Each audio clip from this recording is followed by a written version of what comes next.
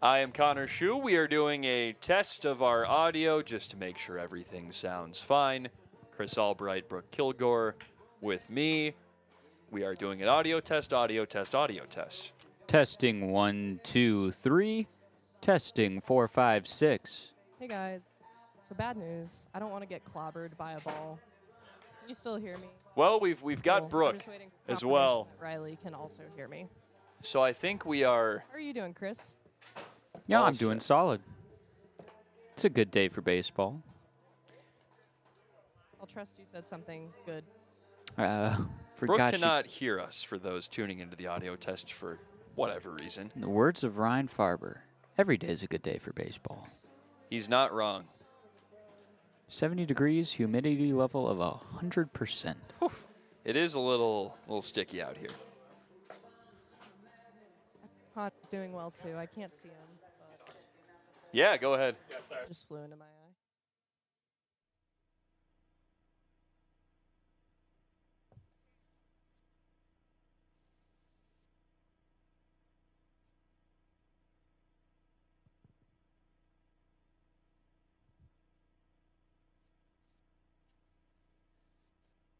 Could you, like, confirmation that it's working at some point, just let me know.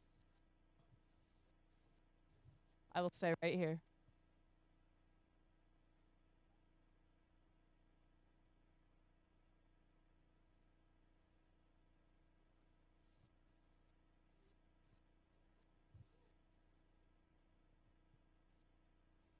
I low-key might test the range of this thing too. Like, I might go up into the stands real quick and just see if you can still hear me.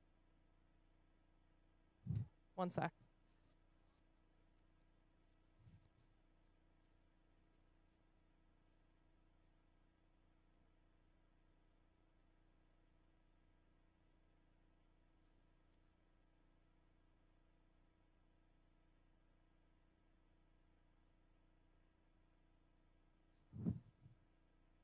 Can you hear me? I'm over here in the bleachers, living my best life. Okay, I'm going to go to the other side of the bleachers, see if you can still hear me.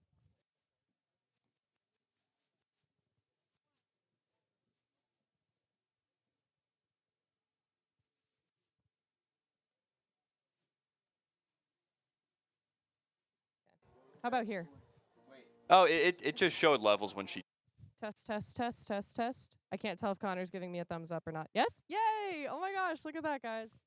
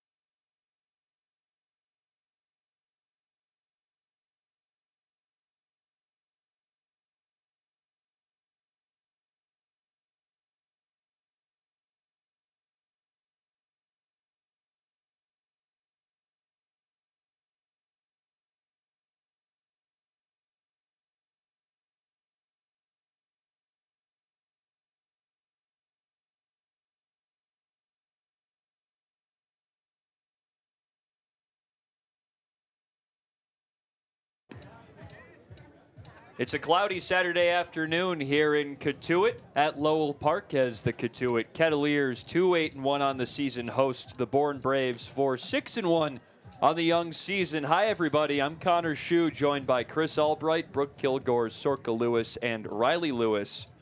That's the crew today for game number 12 of this young Cotuit season. The Kettleers and the Braves towards the bottom of the West Division. Hyannis leading 7-3-1, Falmouth and Wareham 5-6, and then Bourne and Cotuit 4-5 in the division with 6 and 5 points respectively. Chris, Cotuit coming off a tough one, 5-0 loss at the hands of the YD Red Sox, the class of the Cape League last night. Hey, it was a bit of a rough one out in YD. Cotuit, I mean, the only run that Cotuit scored on the day was via an error. So that, I mean, as much as you want to hang your cap on that run, it was a bit of a gift. But that's against, like you said, Connor, the class of the Cape. YD is, I will say, leaps and bounds ahead of a lot of teams. I mean, the Red Sox, great pitching, great hitting. And that was apparent. You know, that wasn't out of the ordinary for the Red Sox. So that is something where Cotuit can take as a learning experience. You look at what went good, what went wrong, and you just grow from that throughout this season. I mean, it's still a young season. We are only game 12 out of this 40-game season, so plenty of time for the Kettleers to not just find their groove, but really figure out what can work and what doesn't work.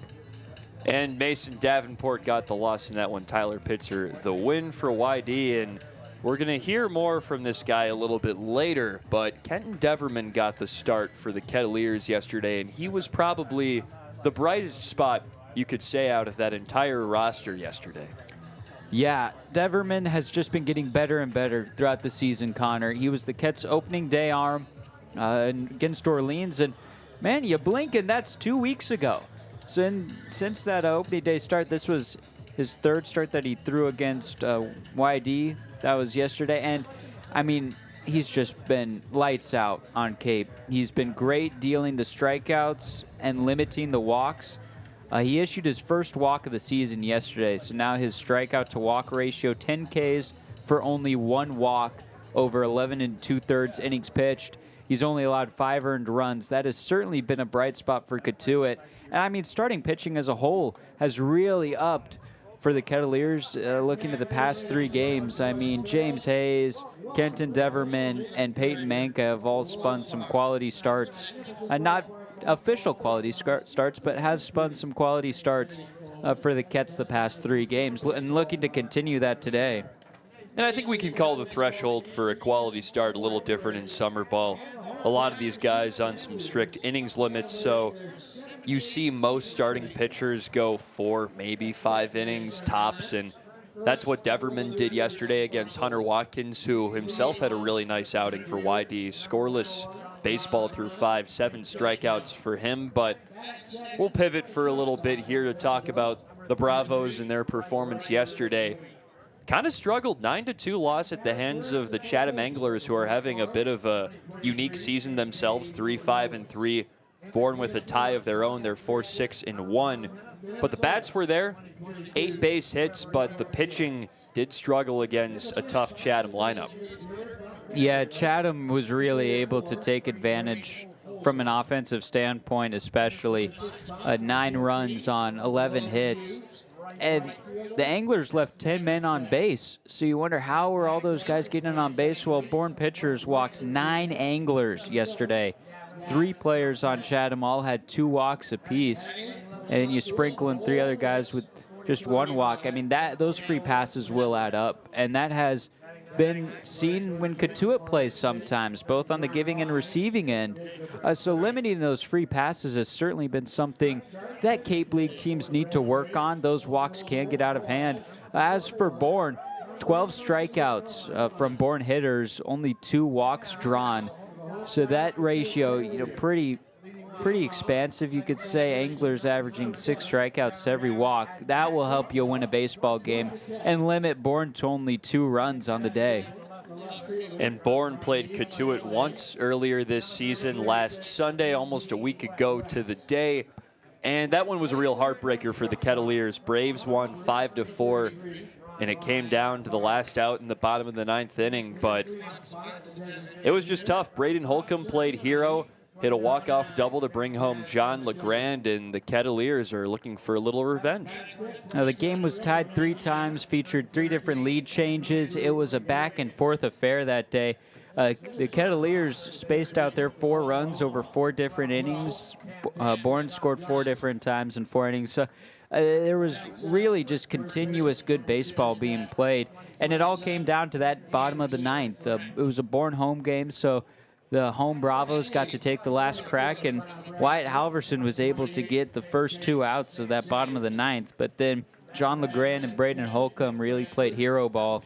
LeGrand was the run driven in on a Braden Holcomb single, and that was the ball game. It was, again, a heartbreaker for Cotuit, but for Bourne, that was a complete game that they played. You look at the games that Bourne has won, and that one was a gritty win that they could hang their hat on.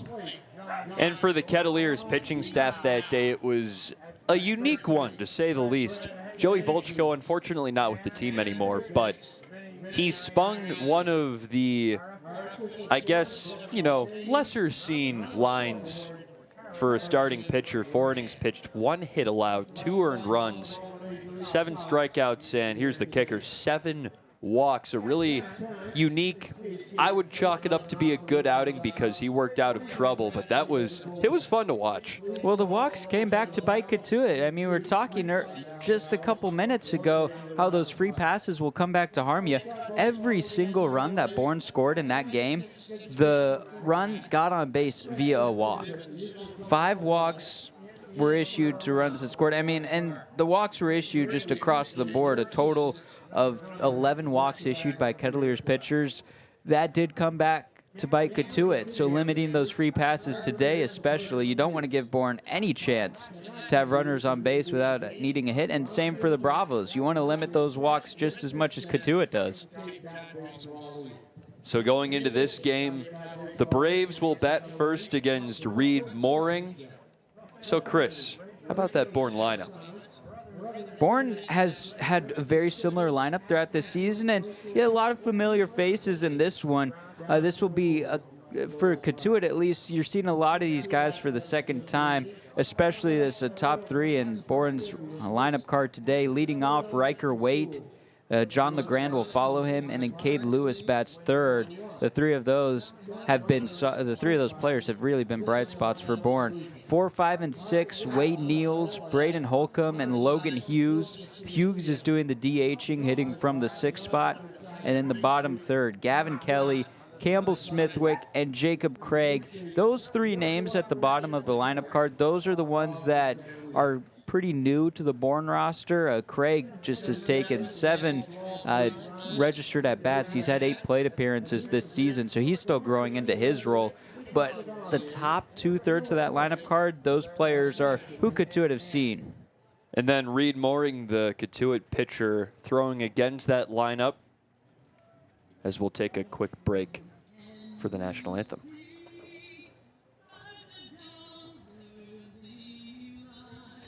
Here for the Kets pregame show, we're joined with Kenton Deman, left-handed hurler for the Kettleers, who is coming off a great start yesterday. Kenton, thank you for joining us. Of course, happy to be here. Just first quick question, can you talk us through what was working for you yesterday? Oh, I mean, pretty much everything, matter of fact. I felt like my fastball and all of my pitches were playing well against those hitters, and I just tried to stay ahead of hitters as much as I could, and I just went from there. You were punching tickets too. Is that fastball like the main out pitch, or what do you usually like to go to? I would say it is. I think out of my 4 Ks yesterday, I believe I had 3 of them off the fastball. So like when I'm in either a disadvantage or an advantage count, I like to go to the fastball to get outs. Now, being a starting pitcher, you're tasked with, leading off the game. You're getting the first look at everyone pretty much. How do you prepare mentally going into a game leading up to it? I mean, I probably just, like trust my work ethic, trust my training, like my confidence. And ultimately, I just go out there, and just try to give our team a chance to win. So, that's the way that I think about it. Yeah. So when you're having a good start like that, is there like a common denominator, something that happens during all your starts that go well or something you do before specifically? I would say so. And, you know, like the most important thing about it is just try to be as consistent as possible, I would say, you know, because at the end of the day, if you can show consistency, you know, then you'll have a pretty good chance to win every time. So. You talk about consistency. Looking back at your freshman year at Evansville, dude, you Oh, were yeah. a workhorse, man. Yeah, absolutely. We were looking at your stats. So you throw in 100+ innings. Yeah. How is your arm still attached to your body? I don't know. I mean, I'll just go out and say it. The whole rest of June, July, I couldn't really feel my arm, but trust me, it was worth it because that team and that run was truly special, and it will be, you know, a part of me for the rest of my life. So I'm very grateful that I was a part of that. And heck, right now, how's the arm feeling? Feels pretty good right now, I'd say. I'm only 11 innings in and coming off 67 this spring. So, I mean, not over 100 quite yet, but overall, yeah, I'm feeling pretty good. Now, to come from Evansville to the Cape, no knock on the MVC, but it is a bit of a jump out here. What's been some of those cool moments that you've experienced out here just with this increase in competition, but also some of the, factors that you've had to be like, okay, this is the Cape? Well, it's been pretty cool to come out here and play with the best players in the country. I mean, guys from everywhere, Power 4, mid-major, you name it. And, just coming from like Evansville to here, I would say that I've had to use all of my pitches more and a lot more because these hitters are very good. Like they're very talented hitters. So, yeah, I'd say I had to, attack hitters in different ways every time. Give us one end-of-season goal you have for yourself and for the team this year. For myself, I'd like to continue what I'm doing. Obviously, try to help the team win, and for the team, I'd like us to get on a roll here soon, and make a push for the postseason. So I'm really looking forward to it. Here we go. We'll end on this note. What has been your favorite thing here in Cotuit? We can't go baseball, non-baseball related, something maybe you've done on an off day or with your teammates. What's been the best? I mean, I would say the weather has been pretty good, pretty awesome. I mean, I'm from St. Louis, Missouri, so the weather can be shaky sometimes. But, yeah, I'd say the weather here, the food here is great. I love the food. I'd say that, the beaches too. Beaches are good, so. There you go. Yep. If you need a meal here in Cotuit, come to Kenton because he will tell you all the good spots. Yeah. My host mom makes great food, so swing by his house. There you go. Yes, sir. Well, Kenton, thank you so much for joining us. This has been Avery and Kenton Deman. Ket's pregame show continues after this.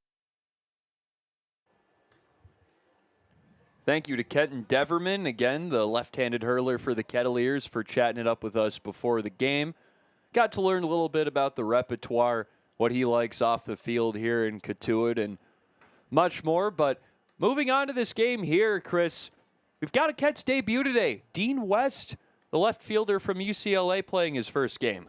Yes, Dean just finished up his season with the Bruins, who made a solid appearance in the postseason, the NCAA tournament, and now that his time with the Bruins is done, he's made a trek cross-country. I mean, L.A. to Boston, that's got to be one of the longer flights you can take here in the States. So he will be suiting up today for the Kettleers. Hopefully no jet lag for him, but a certain welcome to Dean West, who will be in the outfield today. And who joins Dean West out there in the field behind Reed Mooring? It'll be West, Wiggins, and Sanderson, left field to right field. Again in left, West, and then Wiggins in center, and Sanderson in right.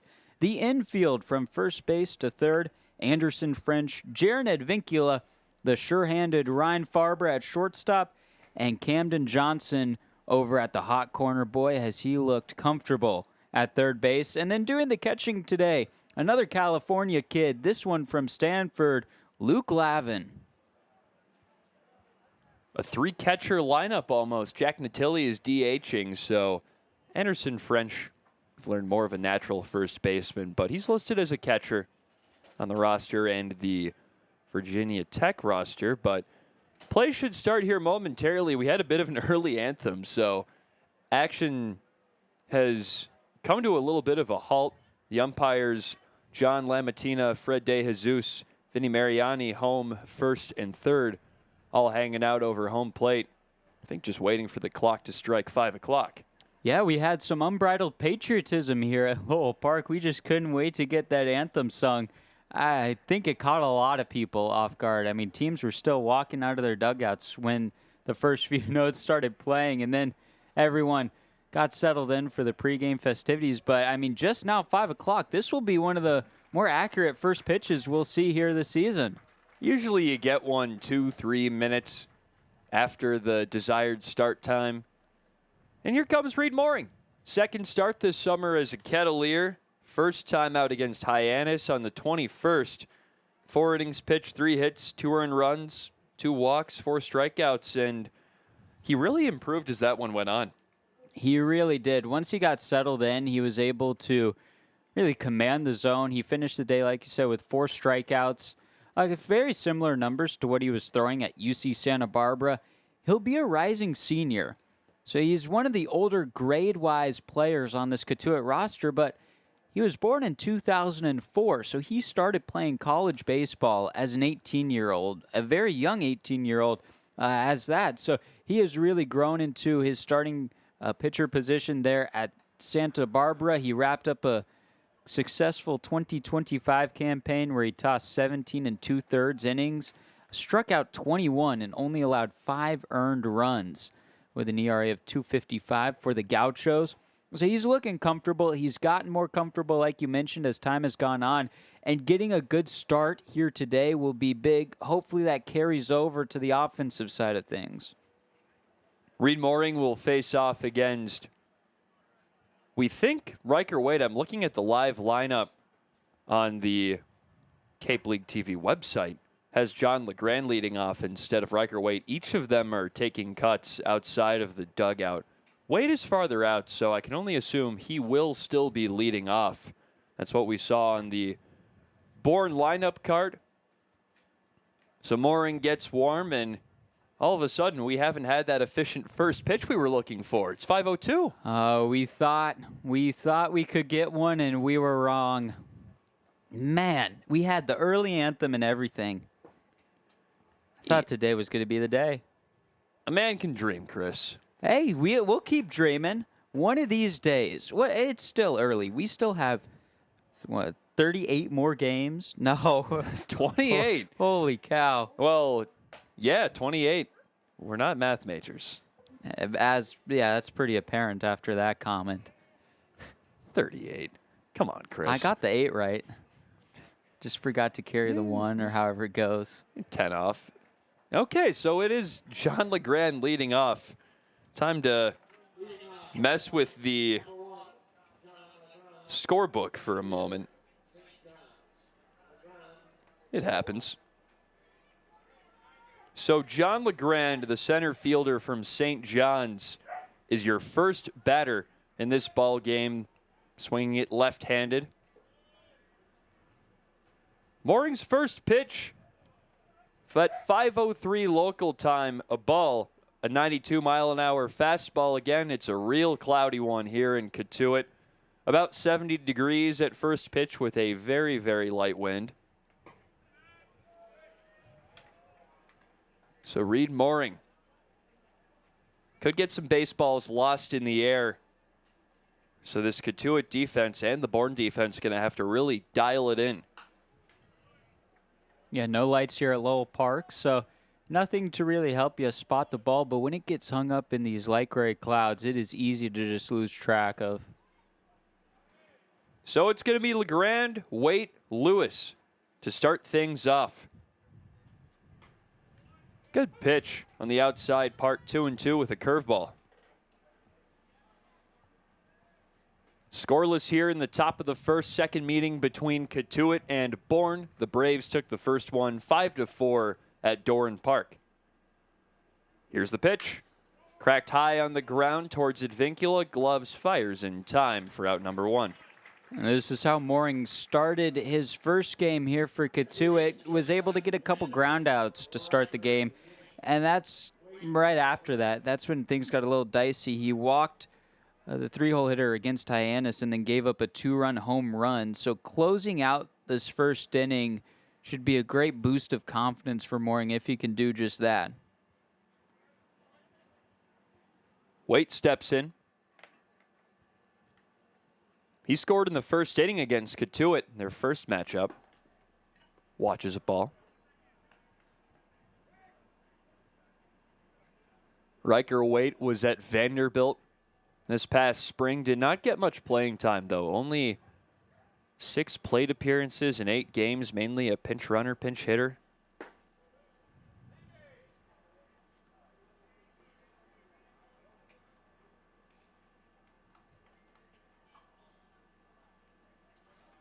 Really did have a lot of accolades in high school, though. He was a perfect game all-region first-teamer in the West back in 2024, his final year of high school ball. And that will get you a commitment to Vanderbilt.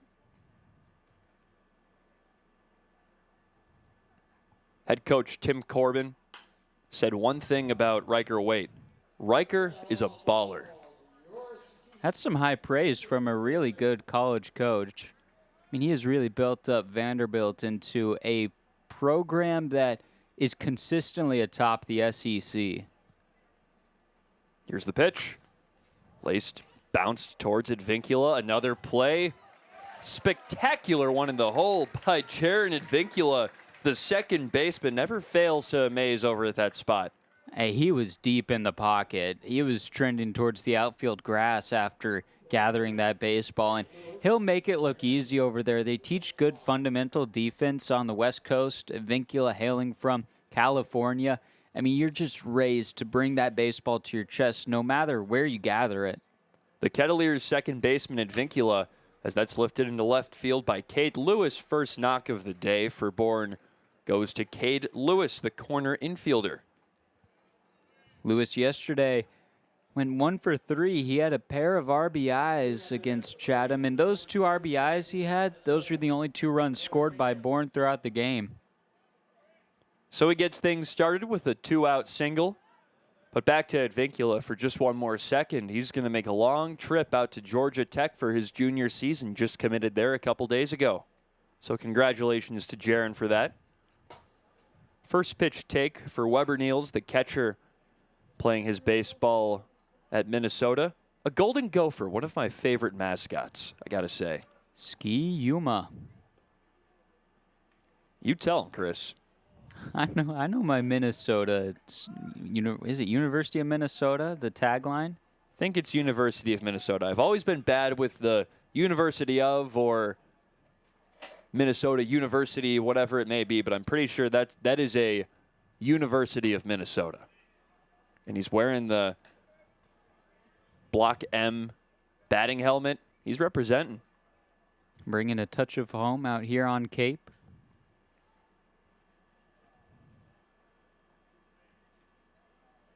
Niels a 284 average at Minnesota this year, OPS north of 1,000. And that hit him, so he's going to take first base. Well, not to harp on Minnesota too much, but a cool fun fact about them, they will sometimes play their home baseball games inside the domed arena that the Minnesota Vikings will play in. So he's used to playing in all sorts of situations. And check that on Niels. I thought that was a little closer than it was. That was just ball 4. So the first walk issued by Mooring goes to Weber Niels. But it's got to be so fun for those guys to play in an environment like the Vikings Stadium. Very unique. This brings up Braden Holcomb, college teammates with the 2-hole hitter today, Riker Waite at Vanderbilt. Holcomb hit the walk-off winner against Cotuit the first time. He drove in LeGrand.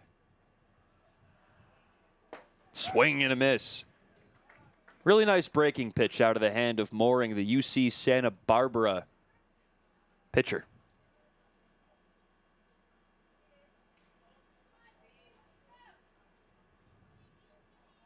Holcomb, tall stance in the box. Aside from that walk-off, he has had a bit of a struggle in the summer. He's hitting at a 195 batting average. He's second on Bourne's roster in strikeouts. He's sitting at 12 on the season. One of those guys that will like to put a lot of power on the baseball, and that will typically get you swinging at pitches that you might not want to. That's sucked high out to right field. We'll draw into the deep part of the foul territory here at Lowell Park, which stretches maybe 20 feet. We'll have to go out there one day and bring out the measuring tape. I'd call it 20 feet. That was a good Base, just using your eyes, that was a really good guess. Well, thank you. Got a good talent there. Counts 2-2. 2 down, 2 runners on. Lewis on second, Niels on first. The pitch to Holcomb. Hit on the ground towards the third baseman Johnson. He'll get the force at the bag to retire the side. So Mooring gets out of trouble after 2 2-out base runners. Or that. Interesting. Are they going to say that Drew foul? That was down the third base line. Fair, I thought. They might be saying that he fouled it off of his foot or fouled it off home plate. Must have been off of home or his foot, because at least from my view, it looked like he hit that into the ground and it just rolled straight down the third base line, unassisted by foot or home plate. But, hey. Rung him up anyway. Reed Mooring with his first strikeout looking to get out of the inning. Kettleers bat next. Jared Advincula, Dean West, Ryan Farber for Cotuit.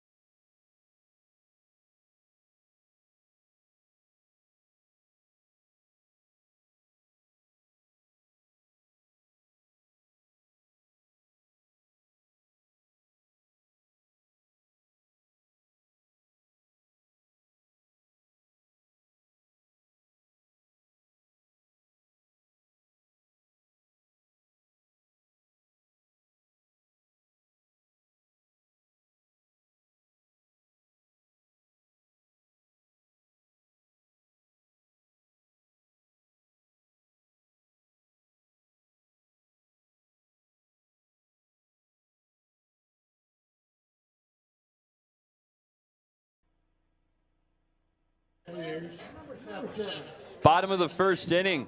Kettleers hitting for the first time after a scoreless frame twirled by Reed Mooring. The starting pitcher in his first outing as a Bourne Brave is Folger Boaz. Tell me if you've heard of anyone named Folger before. That is a baseball name and a half. He hurls a first pitch ball. I'm a big fan of the name, Folger Boaz. Very unique. Winston-Salem, North Carolina native.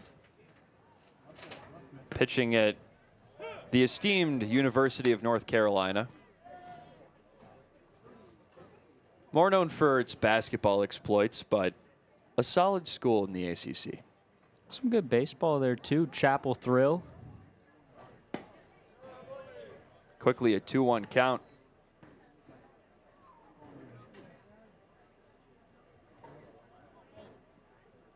Folger Boaz, an ERA under 4 this year at school. He was more of a starter his freshman year and had more of a swingman role in year 2. Handful of starts, but a good bit of time out of the pen. No saves to his name, so more of a middle inning guy. Maybe a setup man for your closer, you could call it. Chopped into left field, dumping in for a base hit. Jared Advincula leads off another game with a single.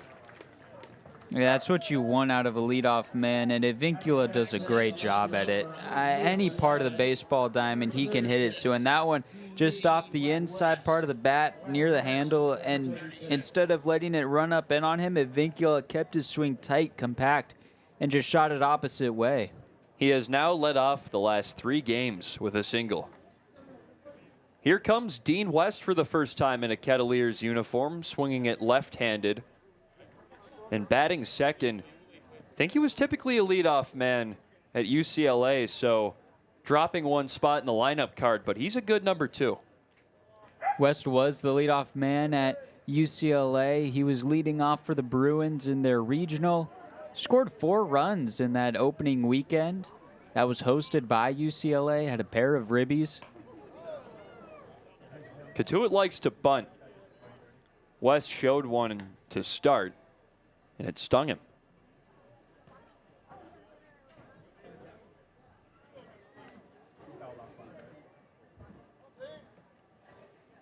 So Folger Boas pitching against a favorable lineup, handedness-wise. A switch hitter and a righty, but other than that, 7 true left-handed bats for Cotuit today. How do they come to the plate after West? The Ryan Farber, who's on deck, then Jack Natilli, Andrew Wiggins, Camden Johnson, 7, 8, and 9 are Anderson French, Case Sanderson, and Luke Lavin. Some more shuffling around the lineup card for Lauren Hibbs as there's a throwback. Case Sanderson back into the fold after having a day off yesterday. Jack Natilli, his second game back. He got hit in the wrist a few games ago and missed some time. That's hit right back up the middle. A screamer past the shortstop. Wait, back-to-back singles by 1 and 2 for Cotuit. Well, Dean West barely got off the plane, and he's got his first hit as a Kettleer. That one was a hot shot right back up the middle. And now you have 2 guys who are very used to leading off at their respective institutions. Those are your contact guys. They're now on base. This is a good first start for Cotuit here in the first inning. Kettleers have 2 men on with no outs here in the bottom of the first, looking to strike first. Here's Ryan Farber. 2 hits yesterday. Batting from the right side of the plate, which is his good side, hitting over 300 this season when he swings it right-handed. With 2 quick guys on base, Advincula, who leads the Kettleers and steals on second, and West, who's got some speed himself. A bunt down the first base line should advance both. Where he's aiming that barrel, it looks like that's what he's going for. Runners are pinched fairly close to Advincula, especially the second baseman over there, Kelly. Kelly, the rare catcher / second baseman, has seen time at each spot at West Virginia. That's up and outside. Boas is doing work to try to avoid that barrel with the fastball up and away. But what he's done is he's found himself in a 3-0 count quickly, so now he's got to put one right over the plate into square bunt territory. It's upstairs anyway. 4-pitch walk to Ryan Farber. The bases are loaded with no outs in the bottom of the first. No, the walks yesterday is what really killed Bourne and any chance of momentum that the Bravos were looking for. This is a great opportunity right off the bat for the Kettleers to take advantage, especially with no outs. And the game against Chatham, which has been the most recent home game for Cotuit, they were able to score in the first inning, and that really set up some good momentum into the rest of the game. It did finish as a tie, thanks to some late inning heroics from the Anglers, but that game seemed to be well within Cotuit's grasp just because of that initial lead that the Kets were able to build upon. Mound meeting concludes. Kevin Curtin out there with the infield to talk it over and calm their pitcher, Folger Boas, down after he's allowed 3 straight base runners to begin his first outing in a Bourne uniform. In comes Jack Natilli. Natilli has had his struggles this season. hitless yesterday and hitting below 200, but his regular season at Cincinnati fared much better, hit well over 300. One of the best hitting backstops in the Big 12.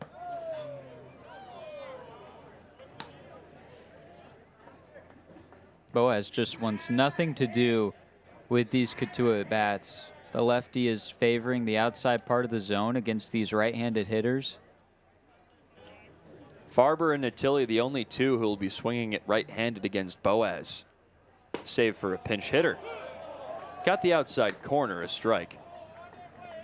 Count evens at 1-1. Runners at every station with no outs. Advincula on third, West on second, Farber on first. Swing and a miss.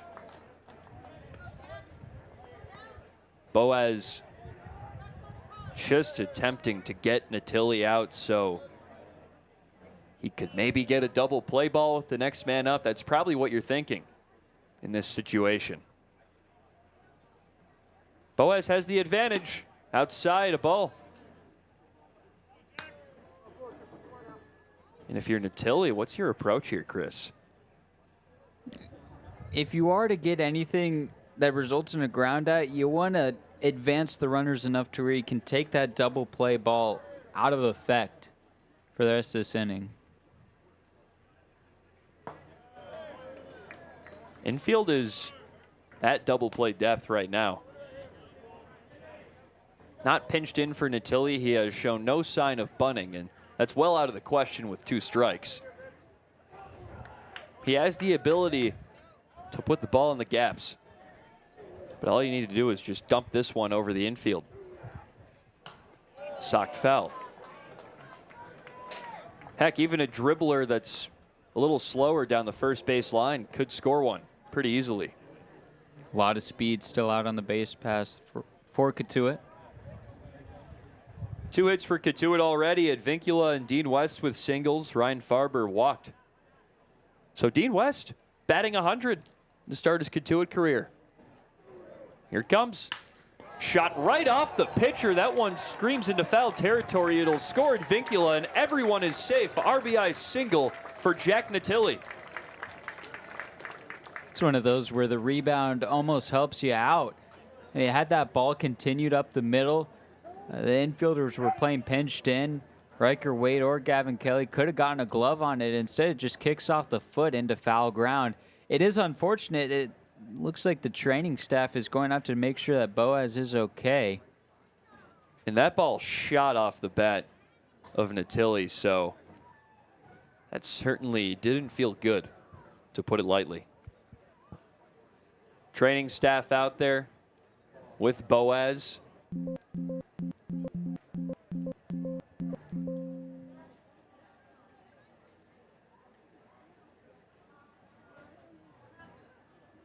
Weber Niels goes back to his post, as does the training staff. Skipper Scott Landers still out there. Going to give him a couple warm-up pitches just to make sure that he's feeling all right enough to continue. Looks like he is.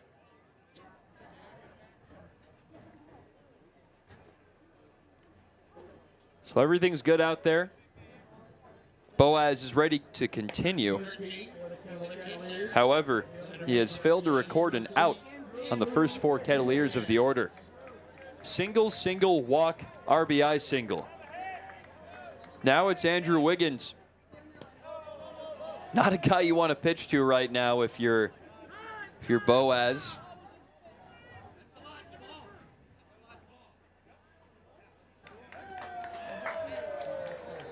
Oh, and they're going to advance the runners. So Marini, who's the third base umpire, he's playing up by second base. He pointed at the catcher, Niels, saying that's a live ball. There is a rule that if you use a piece of equipment as a catcher to corral or stop a baseball, it's not allowed. You aren't allowed to do that. So that counts pretty much like how a balk would. Runners are able to advance a bag apiece. That's an incredible pull deep in the rule book there, Chris. I got to tell you, I was not aware. So I'll have to go watch this back. What I could assume happened, I didn't see it happen, but if Niels, the catcher, used his mask or anything to bring the ball closer to him to grab, that would have allowed, that ruling to take place. And the umpire, Mariani, saw that out. Adamantly called it out. But back to Wiggins, not the guy you want out there. He's hitting .290 on the season, or not the guy that Boaz wants to see. Again, .290 average and a non-base percentage of over .450. He is a tough out. And all of a sudden, he's got a 3-0 count. Boaz is struggling to find the zone. 22 pitches, 8 strikes.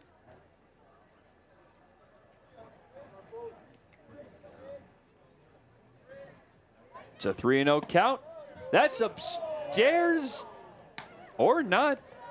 Strike one. Really late call from John Lamantina. I got to tell you, I thought that one was up. Here's the 3-1. That's in there, and Wiggins was about to toss the bat away. But all of a sudden, he's locked into a 3-2 count.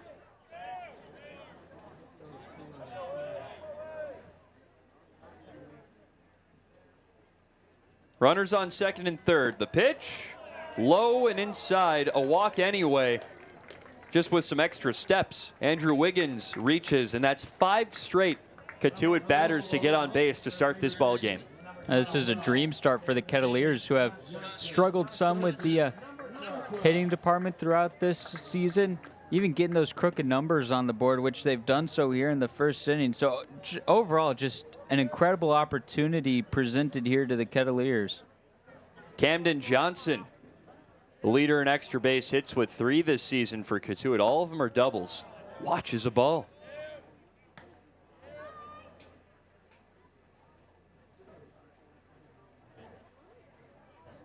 I think if you're Johnson, you're just taking all the way.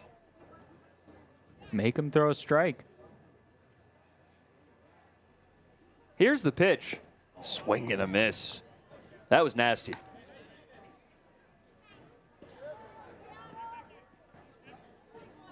I think that was the best we've seen out of the arm of Boaz in this first inning. Nice tailing breaking pitch. He's got a 1-1 count. Outside, Johnson not fooled with the same action.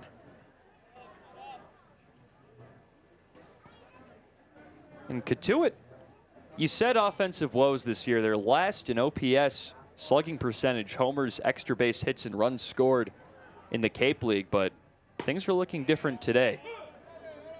It's just a totally different team. It has been trending in that direction the past few games. I mean, before that loss against YD, the Kettleers were able to get 29 hits over 3 games. They have been trending in the right direction, as that's off the plate. Weber Niels did a good job to get out of his position to stop it. Another 3-2 count. Boaz has to put this over the plate. The last thing you want to do is walk home a run. Would just add a little bit of salt to the wound here. Here it comes. Chopped foul, and that one was inside. So Boaz breathing a sigh of relief.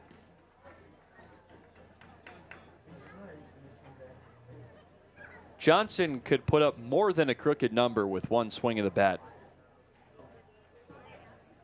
Cotuit has yet to score more than 2 runs in an inning this season.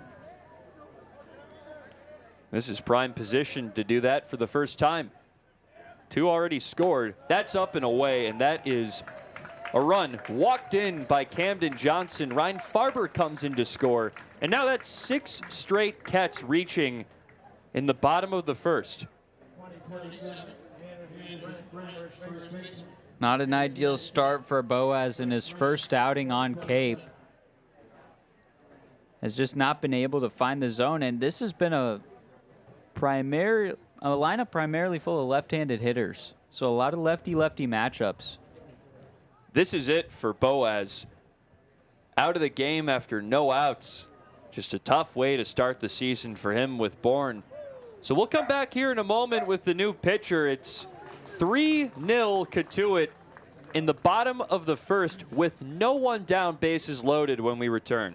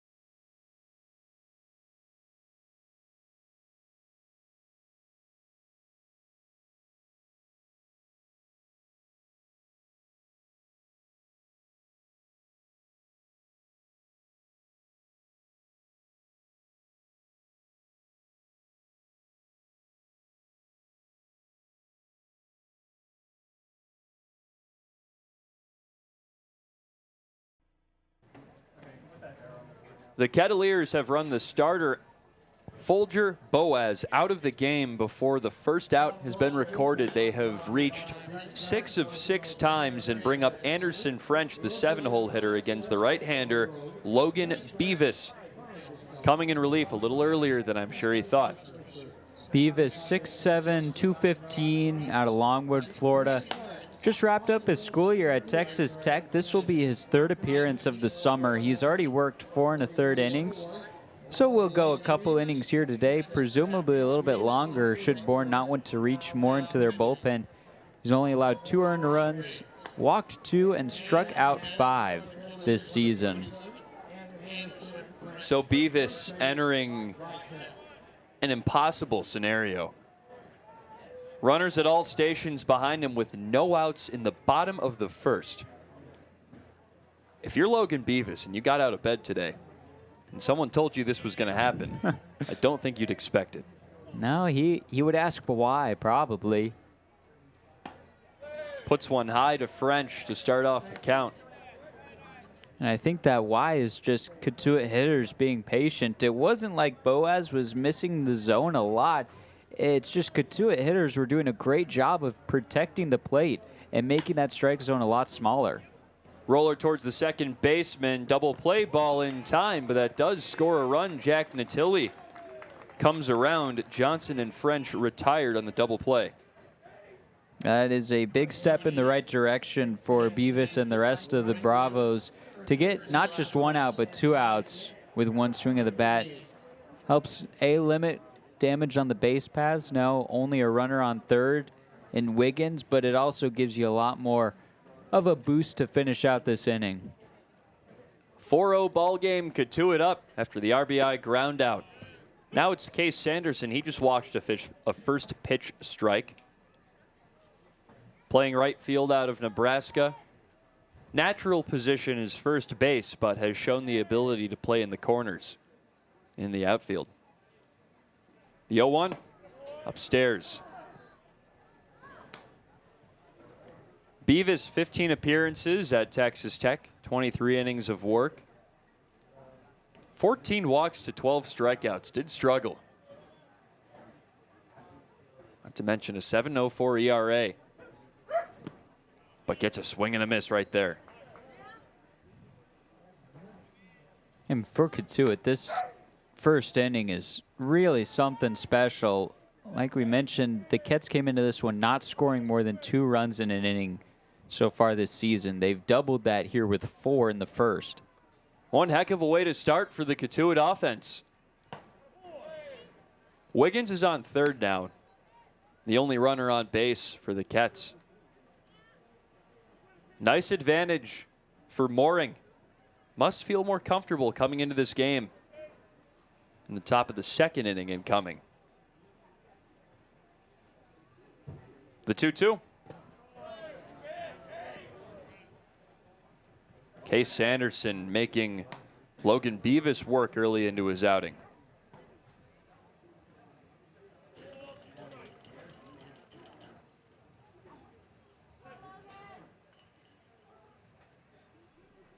The 3-2 incoming for Sanderson. Here it comes. That's up and in. And another walk. So only one batter retired so far by Bourne pitching, and that was Anderson French on a grounded into a double play. So they got lucky on the 2 outs there, but the struggles continue. Again, yesterday in Bourne's matchup against Chatham, 9 anglers were walked by Bourne pitching staff. Something that leaves you with a dirty taste in your mouth after a game, just knowing you give up that many free passes. And this start, something to look on and work on in future bullpen throwing sessions. It's a 1-0 count to Luke Lavin. Had a day off yesterday. Jack Natilli did the catching. Now Lavin back behind the dish, batting 9th. The 1-0. Sucks it into the glove of the third baseman. What a play by Cade Lewis to limit the damage. 4-0 inning. Cotuit leads by that margin entering the top half of the second. Bourne coming up to bat next.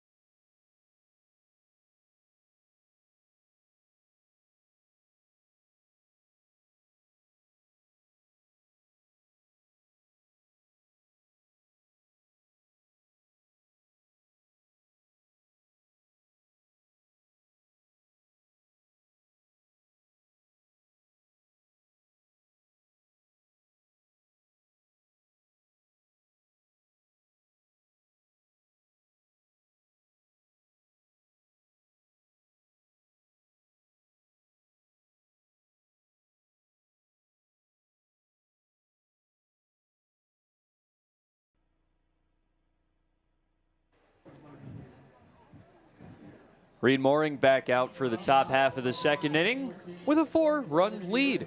4-0 ball game. Cotuit has the advantage over Bourne. Logan Hughes, Gavin Kelly, Campbell Smithwick all due up to bat. Lefty, righty, lefty. That's a nice gift that you can give your starting pitcher, a comfortable cushion. And we're only in the second inning. And Mooring answers with a first pitch strike. Mooring entered trouble with 2 outs in the first. Allowed a couple base runners, but struck out Braden Holcomb looking. Rocket down the first base line. French gloves easily for out number 1. Mooring has been able to get those ground balls early in innings. That just generates some infield contact that Avincula and French have handled perfectly.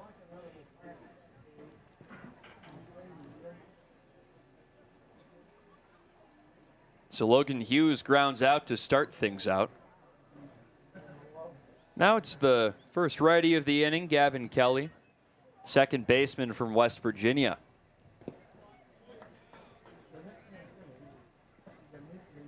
Kelly with the yellow elbow guard representing the good old Mountaineers.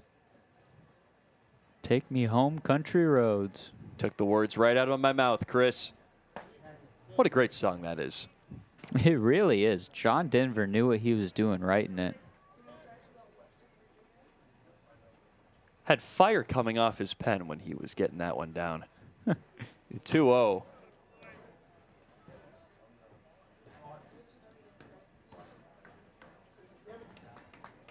Kelly will step back in after a good cut. Kelly, his freshman season at West Virginia, just under a 300 batting average, swiped 16 bags. Another one fouled to the same spot. Played 3 different positions: second base, catcher, and left field. Not a combination you see very often. Not at all. I mean, rarely will you see a catcher outfield, but to throw a second base in there as well, he can really just play anywhere. And yeah, you got to wonder with that combination, where else can you put him? And he can hold his own. Almost a utility player, but played the majority of his time at second base and catcher. Rockets one in the air out to left center. Coming in on it and making the grab is Wiggins. Nice running catch for out number 2. Oh, we've talked beforehand about how quick this Cotuit outfield is. Wiggins especially can cover a lot of ground in a quick amount of time.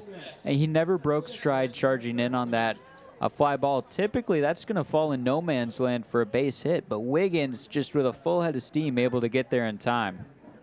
Covers a lot of ground in center. Him and Winfield have been sharing the duties out in center this year so far. Easton Winfield on the bench today for the Cats.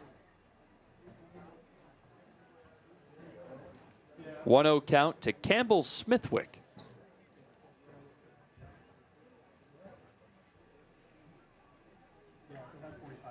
Mooring retired both batters this inning.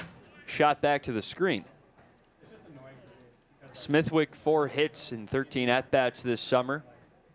It's his 5th game with Bourne.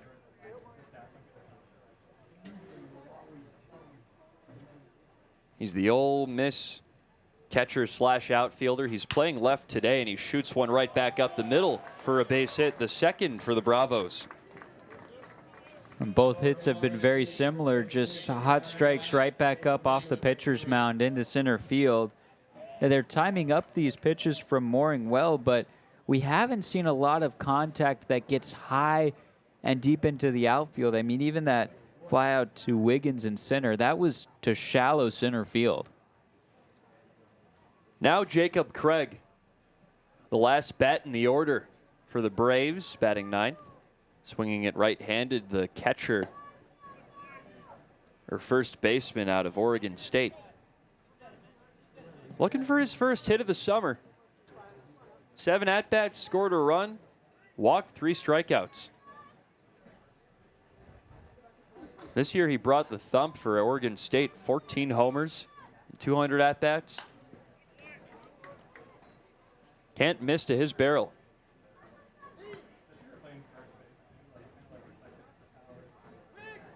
Not to mention his sophomore year, he had 9 homers and 144 at-bats, so an even better ratio.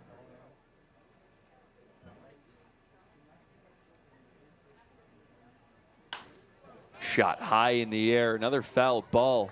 Count stays 0-2.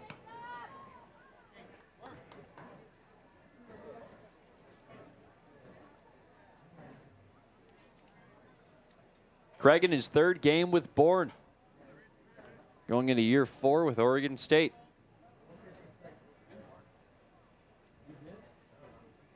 Here's the 0-2. Up in the air, foul territory. Chasing it down is Lavin. That's out of play. And into the first baseline grandstand.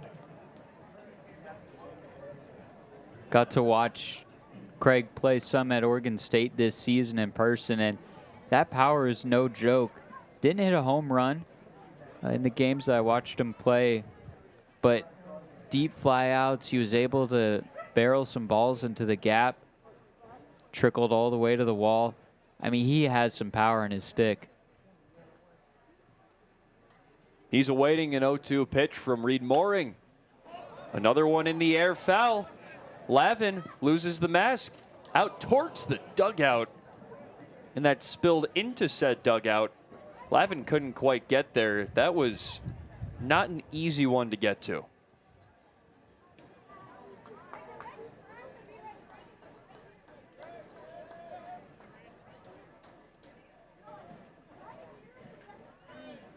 So Luke Lavin gets his bearings. Him and French lost their helmets. They're both back to their position, or I should say capped for French. It's easy to think helmet for both of those guys with French spending some time behind the dish. Well, it looks like Lavin is wearing French's helmet. So in a way, French did lose his helmet. It just wasn't him wearing it. 0-2. Craig putting up quite the fight in the batter's box. He's fouled off 5 straight pitches.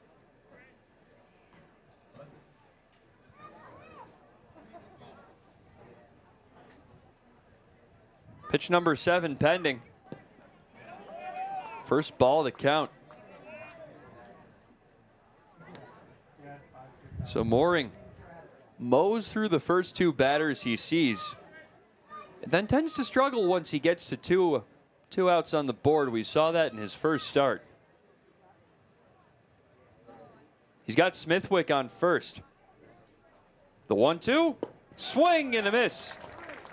Back-to-back innings where Reed Mooring retires the final batter via strikeout. That'll take us to the bottom half of the second here on Cape League TV, where Cotuit will bat up 4-0.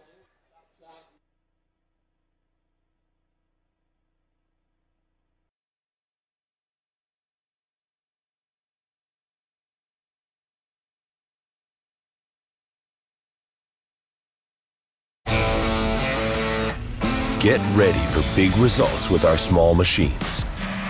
With more power, performance, comfort, and savings. They're ready for every job. And we're ready with plenty of inventory, the best support in the business, same-day parts availability, and locations across the Northeast. So you can always be ready to work. Milton Cat, always ready. Here at the Mass State Lottery, we're known for our monster wins. But there's no bigger win than the $1 billion we provide each year to support all 351 cities and towns in Massachusetts. In our game, we know that supporting local businesses and helping communities is how we all win. Because at the lottery, we're all playing for the home team. The Mass State Lottery. Welcome to the state of winning. Cape Cod 5 is proud to be the official banking partner of the Cape Cod Baseball League. Cape Cod 5 offers a broad range of financial products and services tailored for every stage in your financial journey. Reach out to us. We're here to help.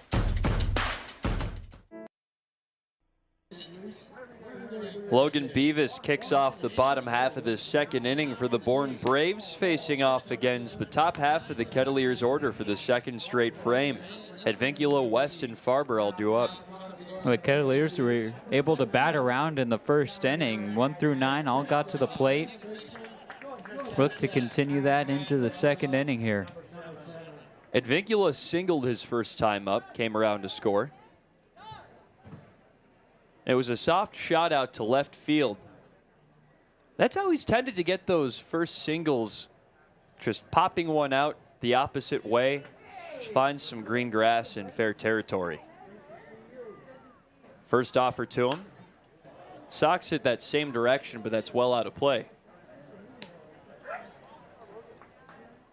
Advincula up to a .317 batting average on the summer.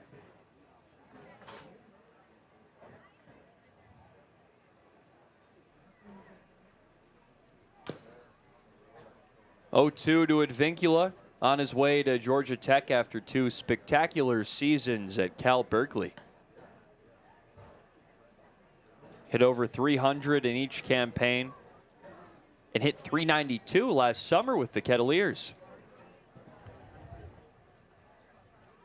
All Pac-12 first-teamer as a freshman in the final year of the conference's existence. Shot out to left field, tailing towards the foul line and chasing it down. As that gets down for a base hit, Vincula chugging into second, in there in time. The rising junior's first extra base hit of the summer. At both times, he has just sent that ball the opposite way. That one peppered again towards left field, and it was falling fast. Smithwick was playing Vincula to pull ever so slightly, so a lot of space between him and the foul line. And it just got down, and Vincula never stopped running when he reached first base. He's able to steal those extra bases, typically as a runner, not as a hit, if that makes sense. But there we got to see him do it while hitting. And you could see it. He didn't stop moving his legs after he went through first, saw that ball sinking, and knew he had a chance at 2, and the only way he was going to get there was to keep sprinting. Dean West squared to bunt, stayed in the zone. So a second leadoff hit for Jaron Vincula today. Dean West singled his first time up as a Kettleer, also came around to score. The outfielder from UCLA. It's 1-1 after he pulled back the bunt. Kettleers today are 4 for 6, 4 walks, 2 RBIs, 4 runs scored.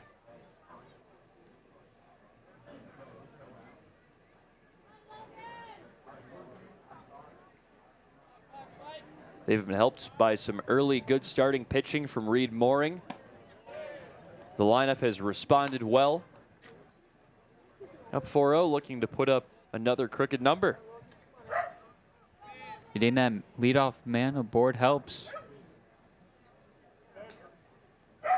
Dean West locked in a 2-1 count with the pitcher Logan Beavis from Texas Tech. That's a strike.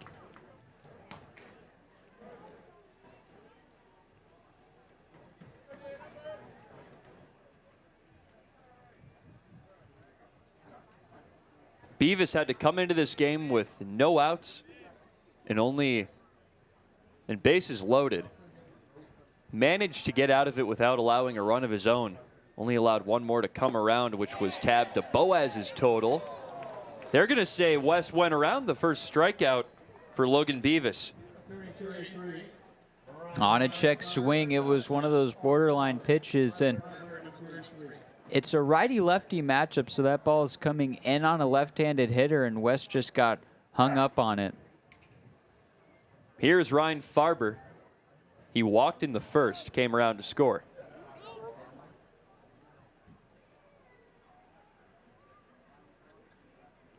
Farber hit about 260 at Texas State this past season. He's on his way to Auburn for next spring, and Vincula dives well in time before the throw. Not a chance from behind the dish. Vincula leads the Kettleers in steals. That one stolen base number 9. He's now 9 for 11, and we talked about how Vincula's base running can get you those extra bases. I mean, he can really cause chaos out on the base paths. One of the best base stealers on Cape. I don't think many would disagree. 2-0 count to Farber. Infield pinched in with the threat of Vincula on third.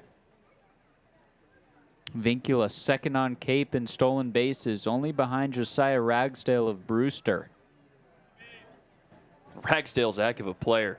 400 batting average in 10 games, not to mention the 11 stolen bases, so not a bad name to be behind. Oh, Ragsdale was one of 2 Franklin Cape Cod Baseball League Players of the Week. The pitch skipped in. It's 3-1.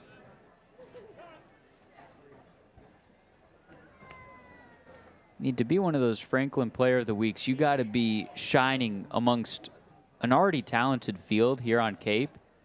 So Advincula being up there with Ragsdale in those stats, I mean, that just speaks to the caliber of player both of them are.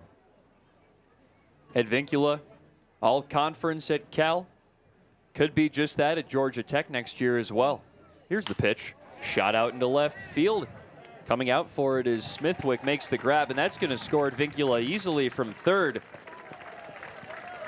Ketts tack on 5, and that was actually a single for Farber. It got down in front of him. So 5-0 ball game. Cotuit continuing to score. I mean, for the second time this inning, we've seen a left-handed hitter go opposite field. For Bourne, the scouting would say, if you're a left-handed hitter, play him to pull. Play him to pull, especially when you have a right-handed pitcher. And instead, these lefties for Cotuit are just fighting off those inside pitches and sending them down the third base line. I mean, Advincula and Farber, two incredible contact guys. Darkness setting in over Lowell Park as that's chopped towards third. And Lewis got tangled up with Waite. And advancing towards third is the runner Farber, and he is going to be dead to rights over there. 2 down, a very odd sequence of events in the field. Odd is the right word. I mean, to see Lewis and Waite collide, and then Farber, his eyes are already one base ahead. What he didn't see was the pitcher, Beavis, charging over to third base covering, and I mean, had he saw Beavis making the break over, I think he would have slammed on the brakes because Beavis got there in a hurry. Really good job by the pitcher, Beavis, like you said, to make it there. So Natilli reaches first. Now it's Andrew Wiggins up to bat. Taken low. He walked his first time up. So Natilli reaches on a fielder's choice.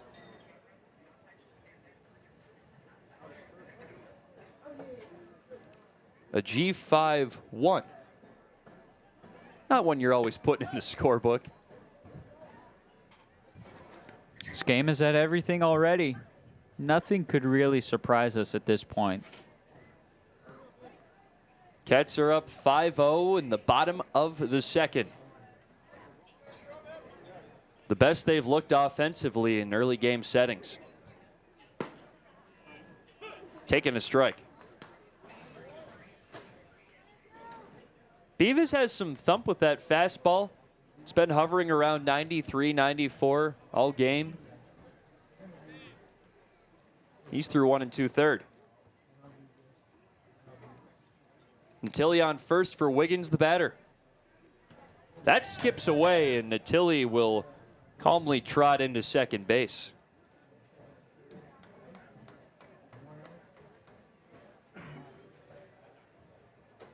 So now a runner in scoring position for Andrew Wiggins.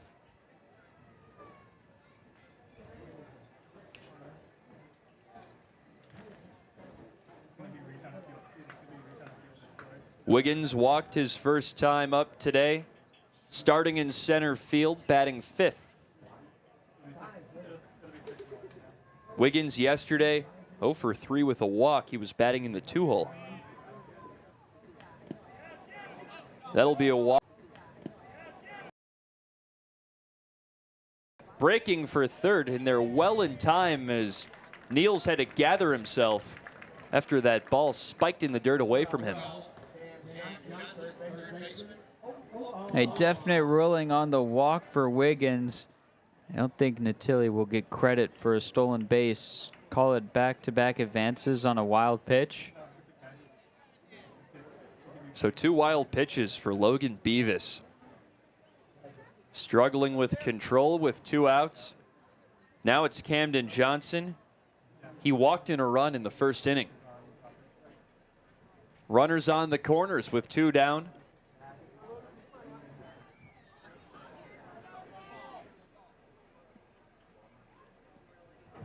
Beavis disengages, asked for more time on the pitch clock.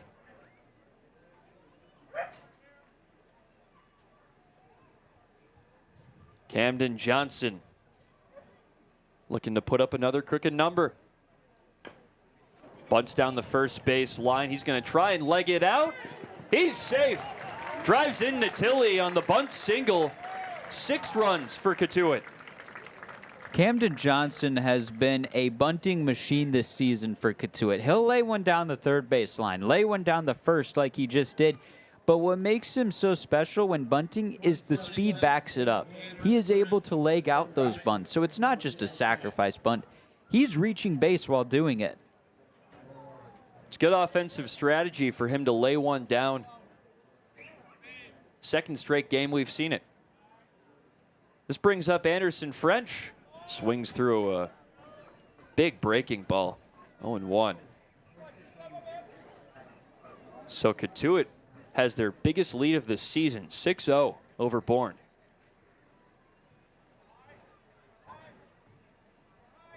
The 0-1. Inside. A strike. Camden Johnson's on first. Andrew Wiggins on second for the Kettleers, looking to expand the damage.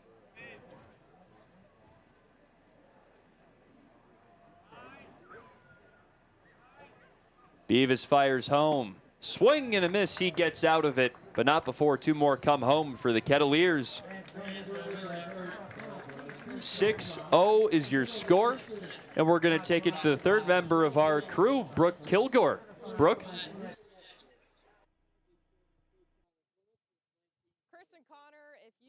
Wanted to see more Cali kids, look no further than Cotuit's second hole hitter tonight, wearing number 36, Dean West. The UCLA Bruin is wearing Cotuit pinstripes for the first time this season tonight after a standout spring with UCLA just this past spring. West hit .260 with 78 runs and 41 RBI. Now, Bruins fans may remember him from the College World Series against Murray State with a highlight reel hit.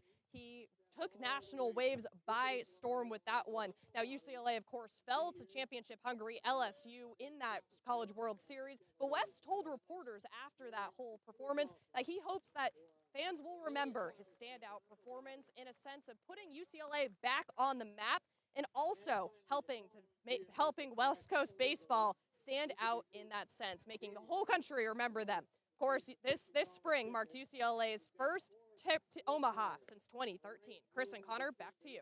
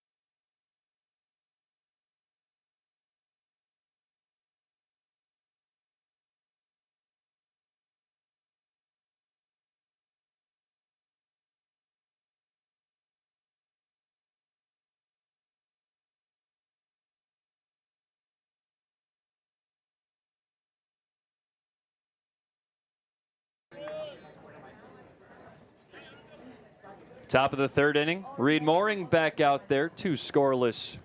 Thrown by the UC Santa Barbara hurler. Holding the Kettleers at a 6-0 advantage. That's lifted high in the air out to left field by John LeGrand. Can of corn for Dean West.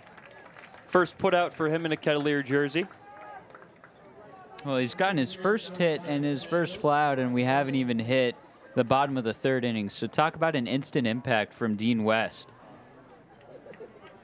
He was part of that early action in the first. Scored after singling, came all the way around after the first 6 Kettleers batters came on base. First pitch strike to Riker Waite. Grounded out his first time up. The Commodore looking to get something going for this Bourne offense. Smokes one into left field, a base hit. Well, that'll get it going. That it will. Bourne has gotten a hit so far in every single inning. That hasn't been the problem. The problem's been getting that runner home.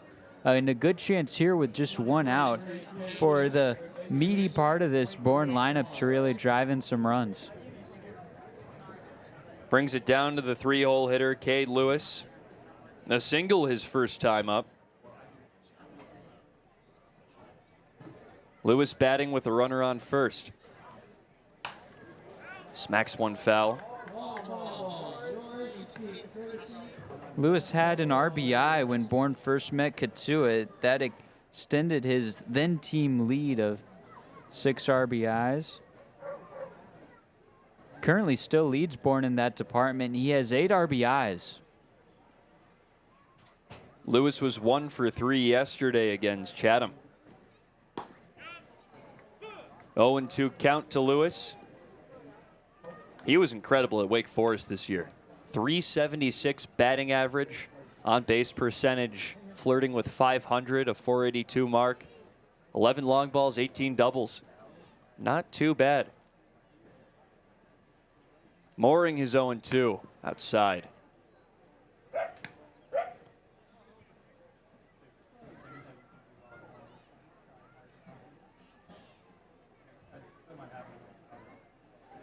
So Bourne this year has been one of the better hitting teams in the Cape. 3rd in hits and doubles, 4th in on-base percentage league-wide.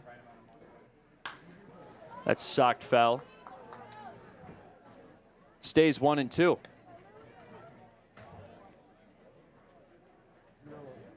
Lewis wants to recalibrate.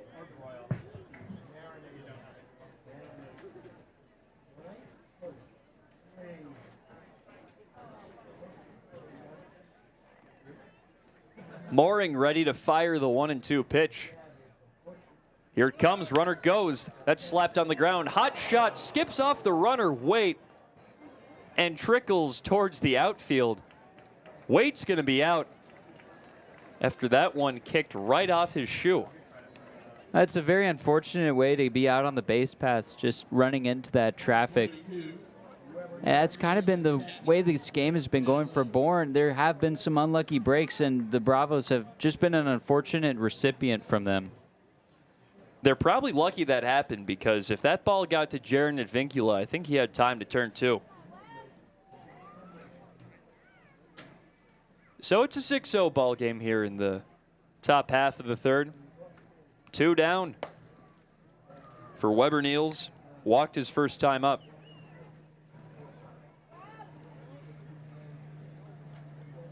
Niels, the Minnesota catcher.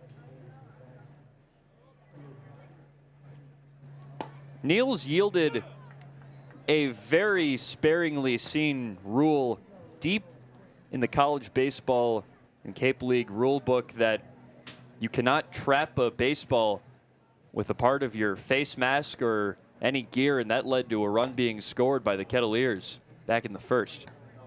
It was a very obscure rule, you're right.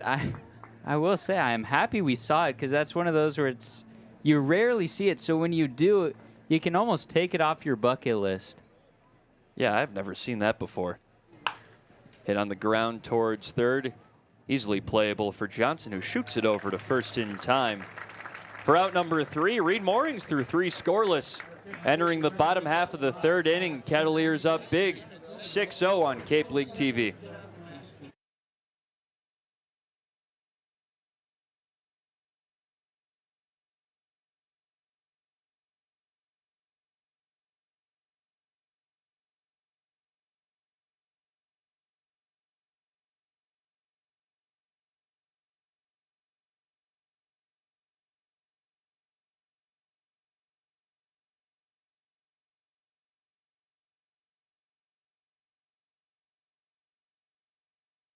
Dream it.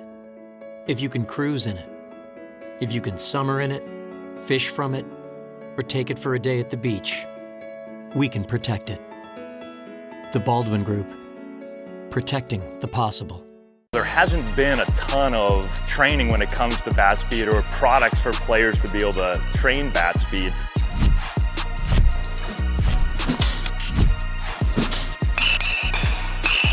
You can improve your bat speed and reach your goals working 10 to 15 minutes a day on this a couple of times a week. That's a no-brainer for every player.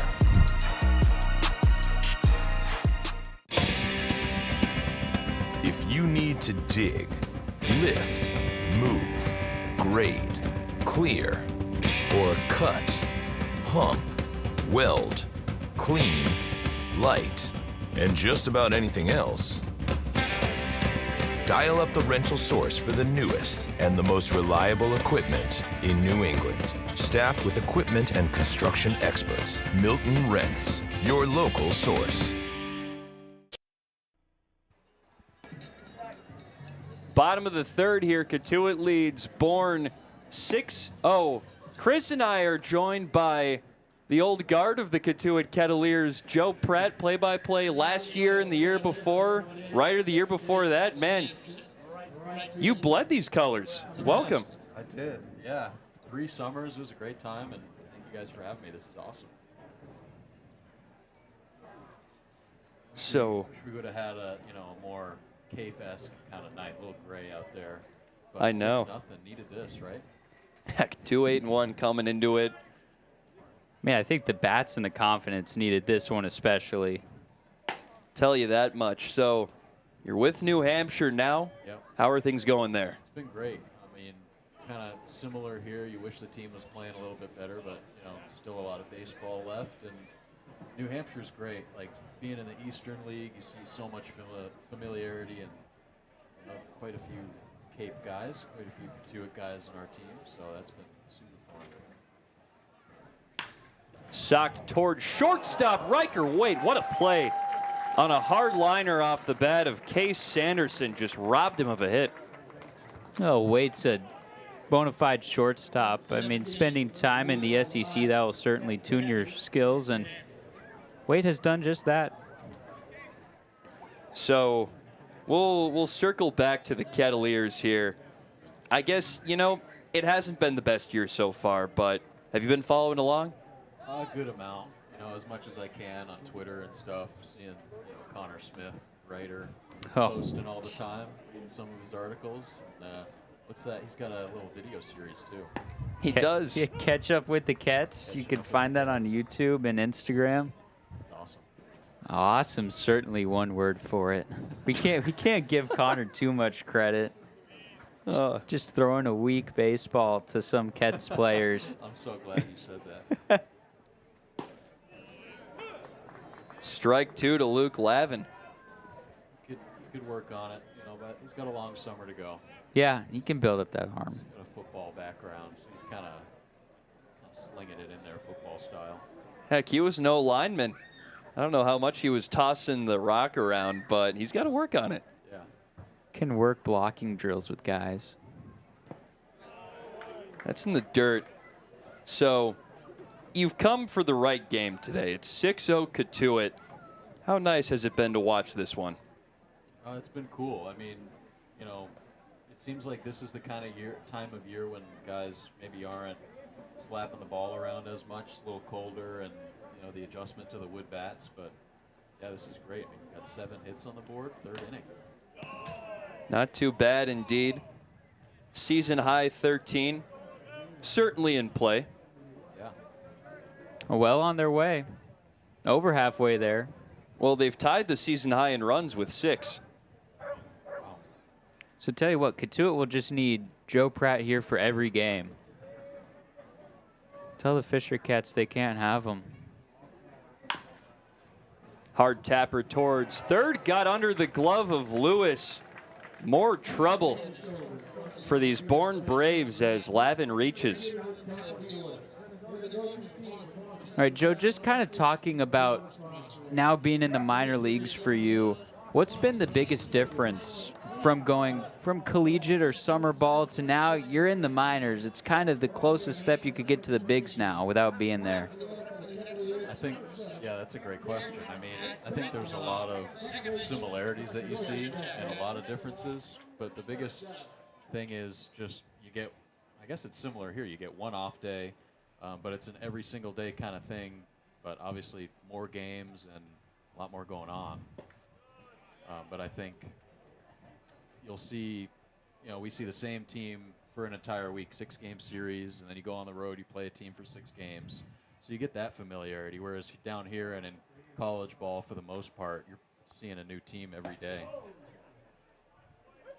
Have you been able to travel on those road trips? Yeah, I've been to the closer ones. I'm not going out to like super far away when the team goes to Reading and Altoona and stuff like that. But getting to see Portland and hopefully see those Reading Fighting Phils pretty soon. See another Cape League broadcaster, Jake Starr, Cotuit man. So that'll be cool. That's right. That Cotuit pipeline's pretty deep in the minors right now. Definitely. Yeah, you got Riley Pay out in AAA Tacoma.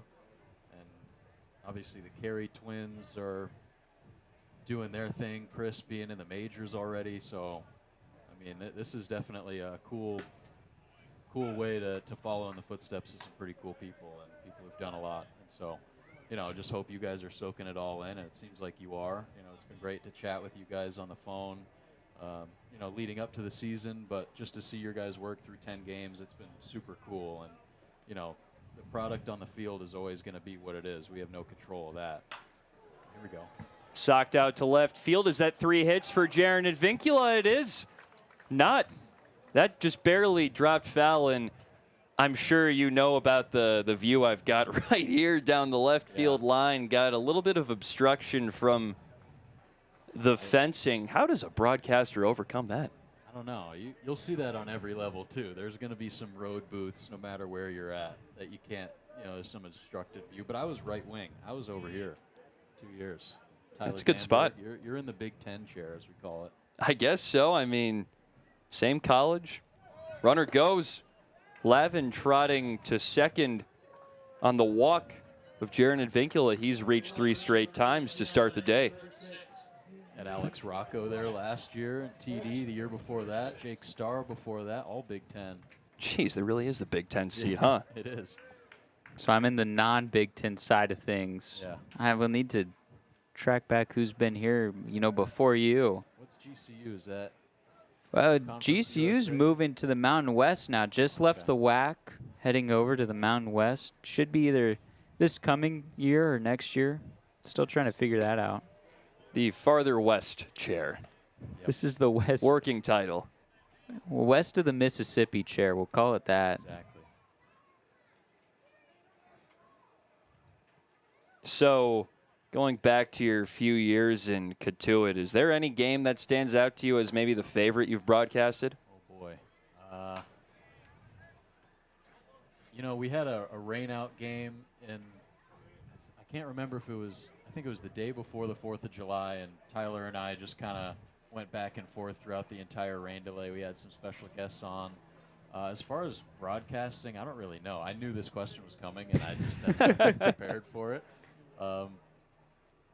The game that sticks out to me is when Travis Bazzana went 6 for 7 and hit for the cycle.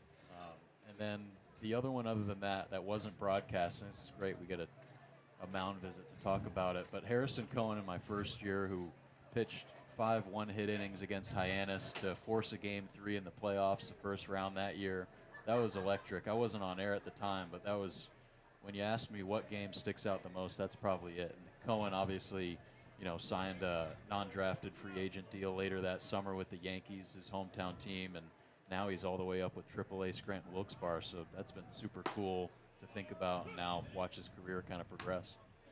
And how cool is that to follow these guys that you called games for in Cotuit, and I'm sure you'll see it after your time with the Fisher Cats and as you get deeper into that. But how nice is it to see some of those guys break into the major leagues or in the high levels of minor league ball? Oh, here we go. As that's hit, eats up weight. He's going to fire to third to get the force on Lavin. Advincula and West are safe at second and first. That was a smart play. Get the lead runner at third. Didn't have enough time to get 2. But, yeah, I think that's the best part of it. I mean, you get to see these guys continue on and wherever they end up. And, you might think that, you see one guy and you're like, okay, this guy's going to be a pro, a major leaguer.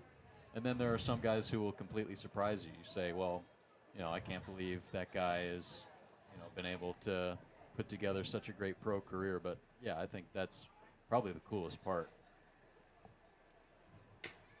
When you, you'll sit there's like jokes where you can sit around in a group of guys and just name players and Oh, have yeah. a great time.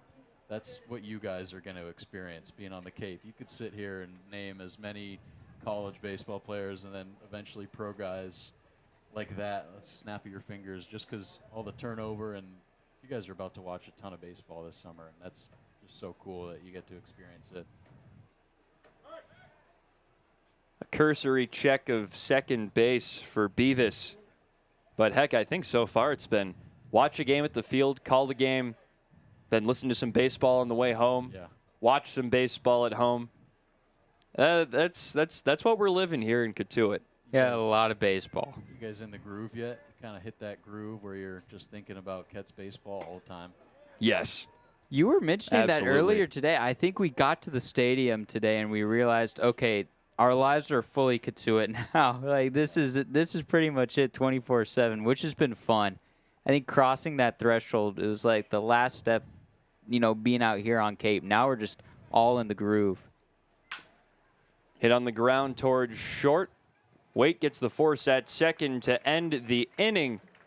Cotuit still leads 6-0.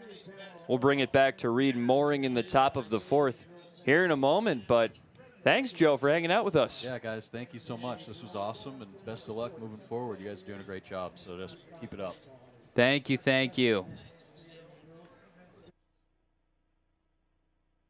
Hasn't been a ton of training when it comes to bat speed or products for players to be able to train bat speed.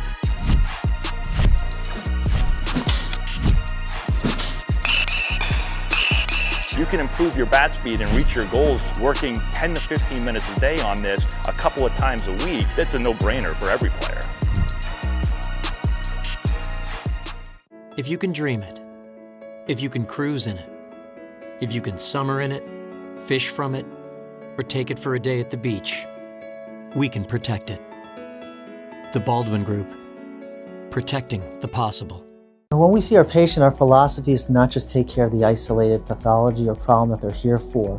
We look at the care of a patient as the whole patient, how they hold hands with a spouse or partner, how they engage with their children or grandchildren. These are important things in the equation of how we decide optimal treatment for patients, whether that's non-operative or operative intervention. Every patient gets treated as a family member or as a pro athlete in our mind. We provide concierge level of care. That's how we want it done for our own, and that's what we continue to do here in the greater Boston area.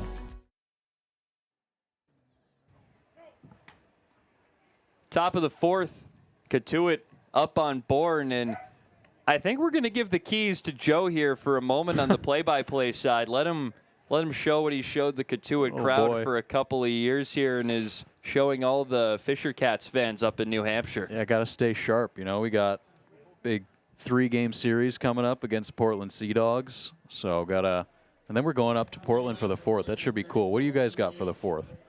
We're away at Falmouth. Away at Falmouth.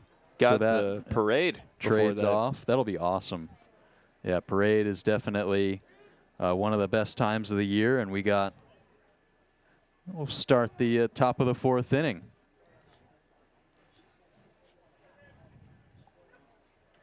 It'll be Braden Holcomb. Here's a returner to the Bourne Braves.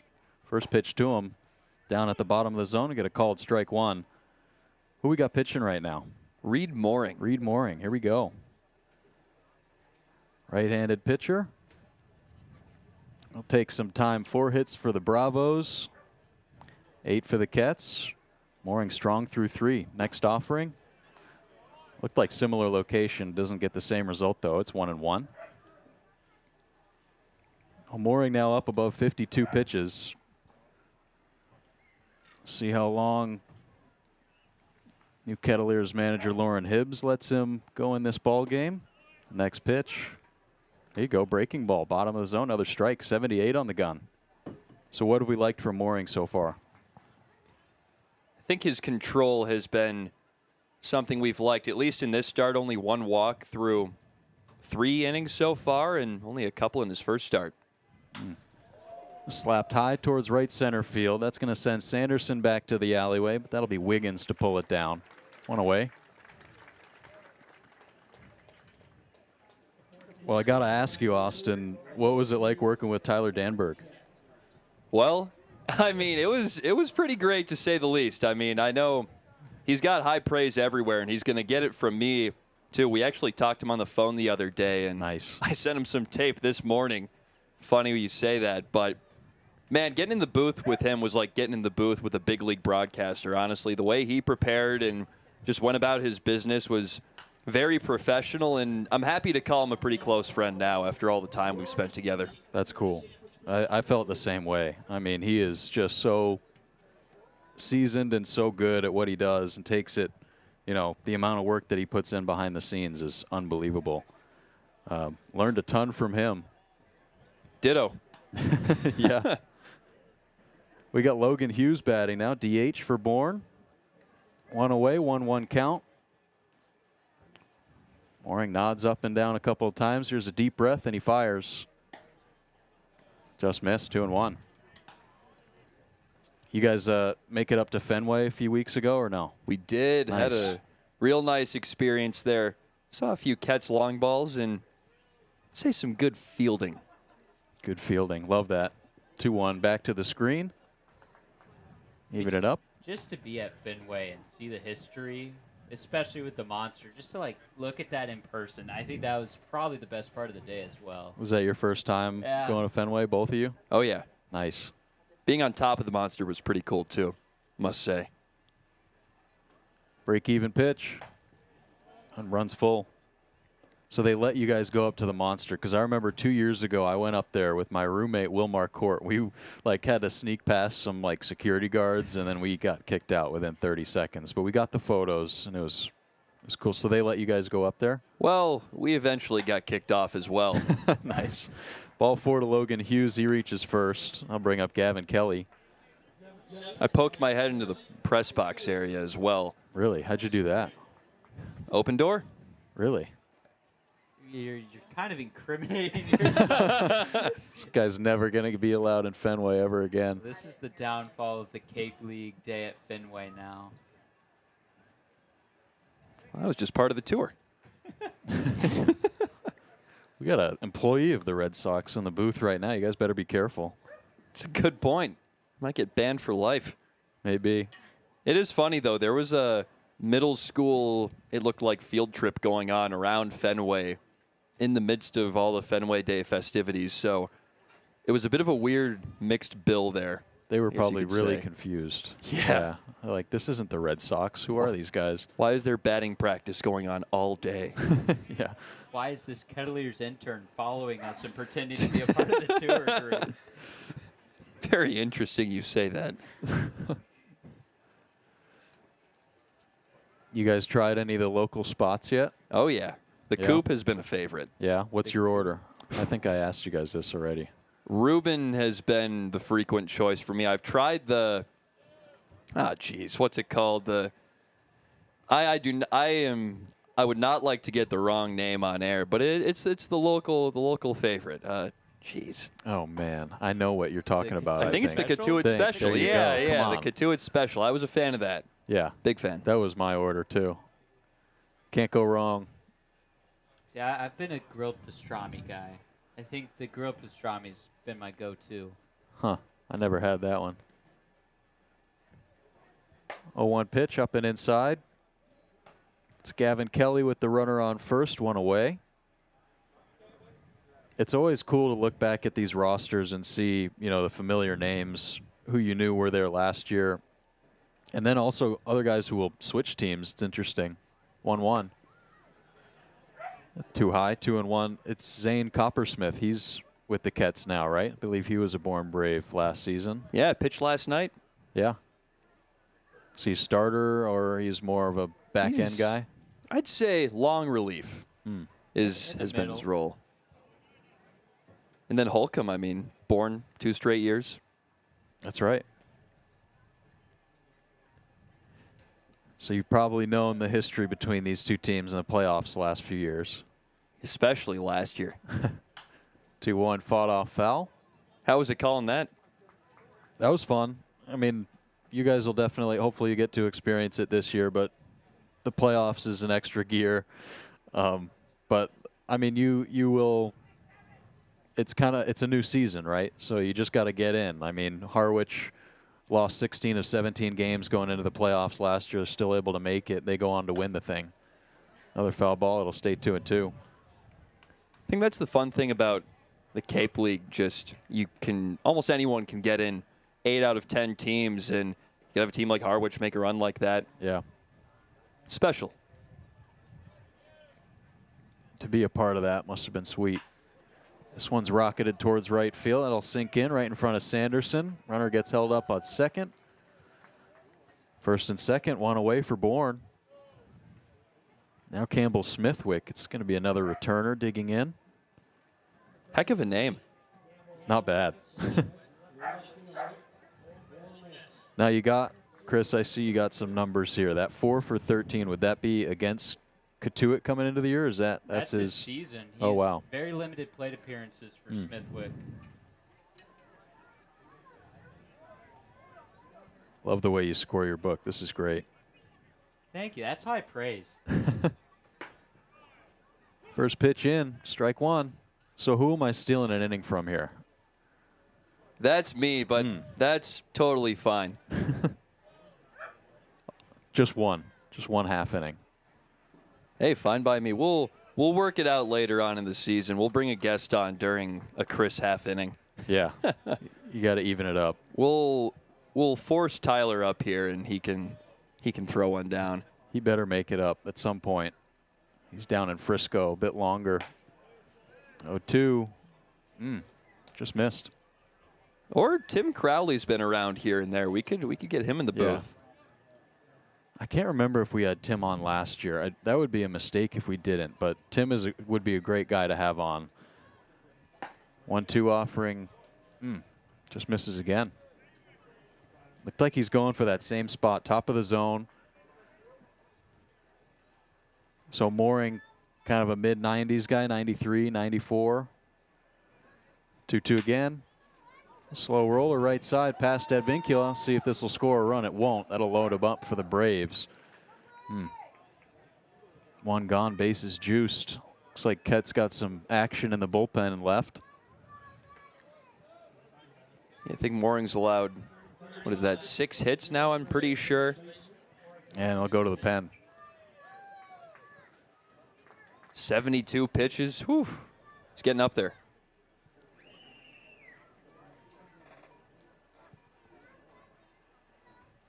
And there will be a mound visit by Tim O'Connor and what looks like a pitching change for the Cotuit Kettleers. And Mooring's hanging out there on the mound for a little extra time, but here comes the new arm out of the Kettleers bullpen. We will take a quick break here on Cape League TV. 6-0 ball game, bases loaded, one down in the top half of the 4th inning.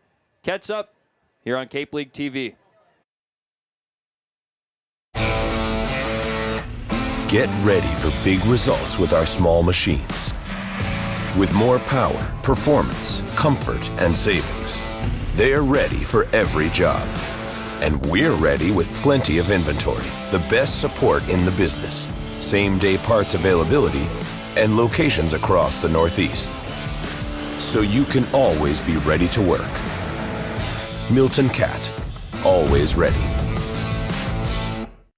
Here at the Mass State Lottery, we're known for our monster wins. But there's no bigger win than the $1 billion we provide each year to support all 351 cities and towns in Massachusetts. In our game, we know that supporting local businesses and helping communities is how we all win. Because at the lottery, we're all playing for the home team. The Mass State Lottery. Welcome to the state of winning. Cape Cod 5 is proud to be the official banking partner of the Cape Cod Baseball League. Cape Cod 5 offers a broad range of financial products and services tailored for every stage in your financial journey. Reach out to us. We're here to help.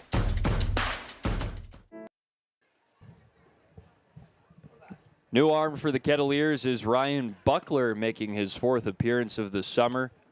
3 scoreless innings for the Florida Atlantic University right-hander. Going to try and clean up the damage in the top of the 4th with 1 out and bases loaded after Reed Mooring's day is done. And we've still got Joe Pratt with us. We were just in a little bit of a food discussion right before we got on. What's the weirdest thing you've had to eat during a broadcast? Ooh, that's a great question. We definitely did the fried Oreos in Falmouth during a broadcast. That was interesting. I don't know. Did you ever have the donut burger in No, YD? Of course not. That is insane. What? Did you guys do it? No. We attempted to yesterday, but they were sold out by the 4th inning. Oh, yeah, that's right. You can't. You got to get there early. Yeah. That's socked out to left field. Gets down a base hit for Jacob Craig. It'll bring home 1. And stopping at third is Gavin Kelly. So the Bourne Braves are on the board for the first time today with a Jacob Craig RBI single. And that's tough. That run's going to go charge to Mooring. After he pitches into the 4th inning, looked great. Allowed some hits, but handled base runners really well. And now Buckler inherits 3. Local kid. This is a cool story in Ryan Buckler. Yeah, right, from the area. Been watching Cape League baseball since he was a little kid. Pitched here a little bit last summer, and here he is now in more of a featured role. He's been great out of the pen so far. Hasn't allowed a run. Well, that's charged to him. Is it? Interesting. 2-0 count with 1 down. Bases remain loaded. Oh, I see what you're saying. I misheard you there. My bad. No, all good.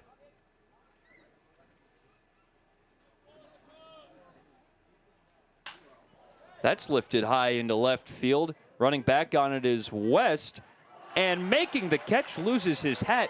Runner tags and goes home. But what a grab by Dean West out there in left as that scores another Bourne run.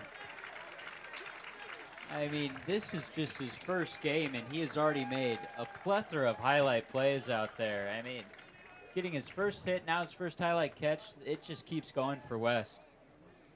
Lost the hat, too. So Bourne threatening a little bit on the sacrifice fly off the bat of John LeGrand. Now it's Riker Waite. He's hitless so far today, or no? Had the single back in the 3rd. There was some scorebook, I guess we'll call it mischief. I don't know why that's the only word that's coming to mind right now, but the 1 and 2 hole hitters for the Braves were flipped right before first pitch. They switched him right before? They switched him, so. You know why? Not a clue. Huh. Honestly, we had LeGrand leading off, or hitting second, and had Waite leading off as that's high in the air, playable in foul territory. Caught by the 3rd baseman out there, Johnson, to retire the side. 6-2, Cotuit over Bourne. Entering the bottom of the 4th. Thank you again, Joe Pratt, for joining us on the broadcast today. We really appreciate it. Thank you, guys. This is awesome. It was super cool to get to see, meet you guys for the first time, see a bunch of old friends. But, yeah, like I said a few minutes ago, keep up the great work. Enjoy it. It'll be an awesome summer, and go Cats. Go Cats indeed. They're up 6-2 going into the bottom of the 4th here on Cape League TV.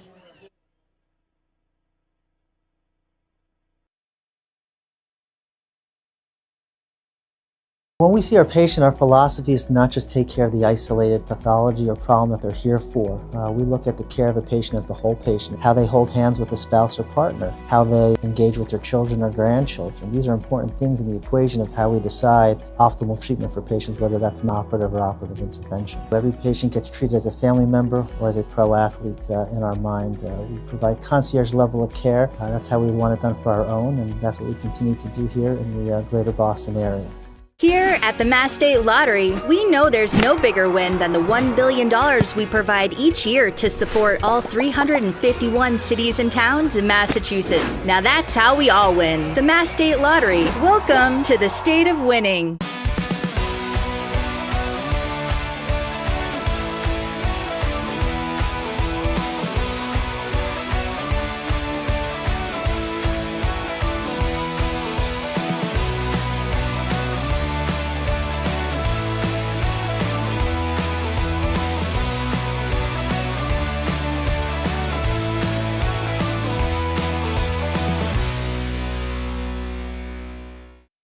Hasn't been a ton of training when it comes to bat speed or products for players to be able to train bat Kettleers speed. do up Jack Natili, Andrew Wiggins, and Camden Johnson. There is a new pitcher out there.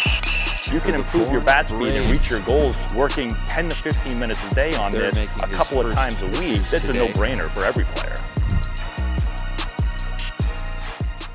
If you can dream it, if you can cruise in it, if you can summer in it, fish from it, or take it for a day at the beach, we can protect it. Landon White, the new pitcher for Bourne. Protecting the possible. When we see our patient, our philosophy is to not just take care of the isolated pathology or problem that they're here for. We look at the care of the patient as the whole patient. Is out there. There's no Fisher, at least in the notes. So okay, well, wait a second. Okay.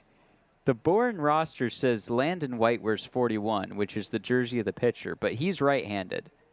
So maybe it is I think Fisher. this is Colin Fisher.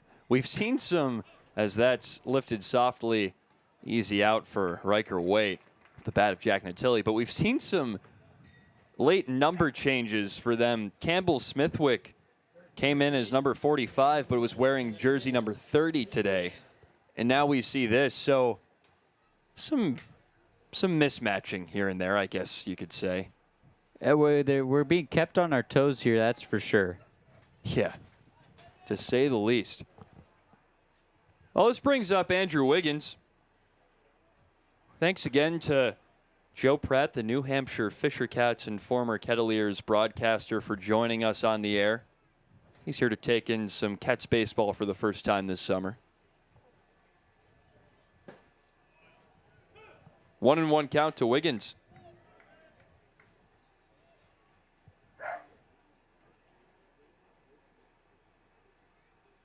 Fisher deals way inside. Pushed Wiggins off the plate.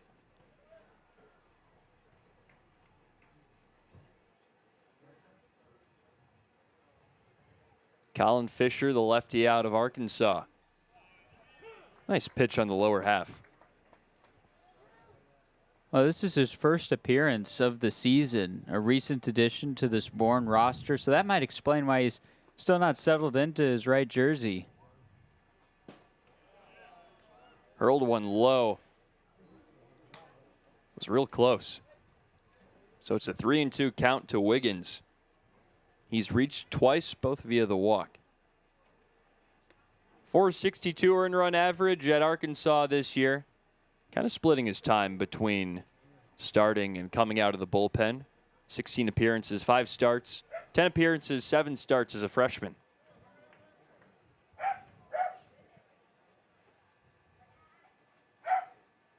Fisher, his 3-2 offer.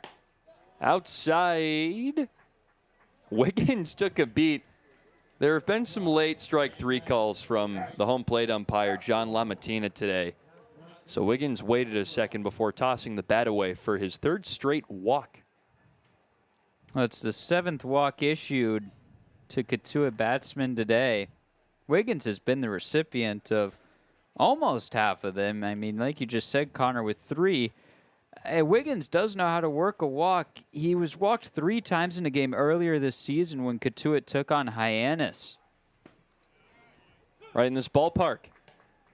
Johnson took a first pitch strike. 6-2, Cotuit up. They scored 6 in the first 2 innings. Bourne is starting to crawl back. They had 2 in the top half of this inning. A reset of the pitch clock is in order.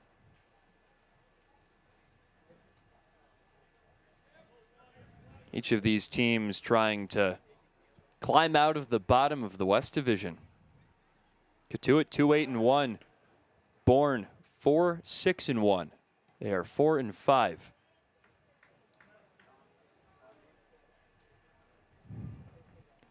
Camden Johnson, the man up to bat. He walked in a run back in the first and singled in the second. Fisher staring down Wiggins at first. He hurls home. That's smacked right back up the middle. Nice play by the second baseman. Flipped it just in time to get the lead runner, Wiggins. Maybe had to toss it a foot to get it to Riker Waite. Kelly did. Well, a ground ball almost stayed up Kelly at second base. It bounced off of his glove chest area. He was able to keep it in front of him, which is what you always are thinking to do no matter what as an infielder, to keep that baseball in front of you, and he did just that, and that allowed him to just make the short toss to second to get the out. So Johnson will reach on a fielder's choice.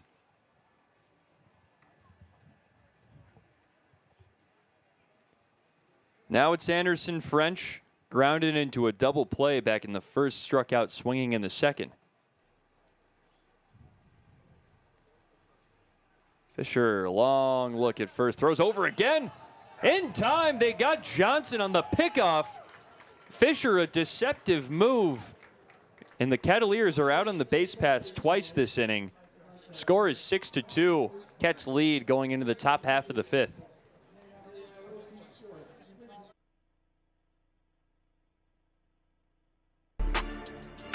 You can make any bat feel lighter by adding a velo puck knob. Instead of having to go get a whole entirely new bat, you can simply add the puck to it. Players can use this with any bat. It's basically going to shift the weight of the bat a little bit more towards the hands. Players are able to hit the ball a lot harder just by simply adding the puck on.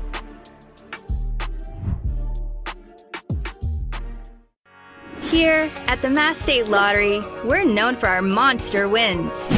But there's no bigger win than the $1 billion we provide each year to support all 351 cities and towns in Massachusetts. In our game, we know that supporting local businesses and helping communities is how we all win. Because at the lottery, we're all playing for the home team. The Mass State Lottery. Welcome to the state of winning. If you need to dig, lift, move, grade, clear, or cut, pump, weld, clean, light, and just about anything else, dial up the rental source for the newest and the most reliable equipment in New England. Staffed with equipment and construction experts, Milton Rents, your local source.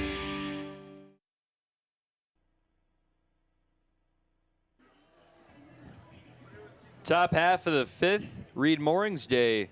Long done. He went 3 2/3, allowed 6 hits, 2 runs, 2 walks, struck out 2. Ryan Buckler got the final out of the previous frame. He'll come out for his first full one against the Heat, the meat of the Bourne lineup. Well, you could call it the Heat, too. I mean, that's not a bad statement. These guys, Lewis, Niels, and Holcomb, all can really put bat to ball. Cade Lewis, pair of singles today. Up in the left-handed batter's box. Then it's Weber Niels and Braden Holcomb. The kick and the pitch. Lois, a ball. I think I'm reading the zone all wrong today. You're all good, man. Oh.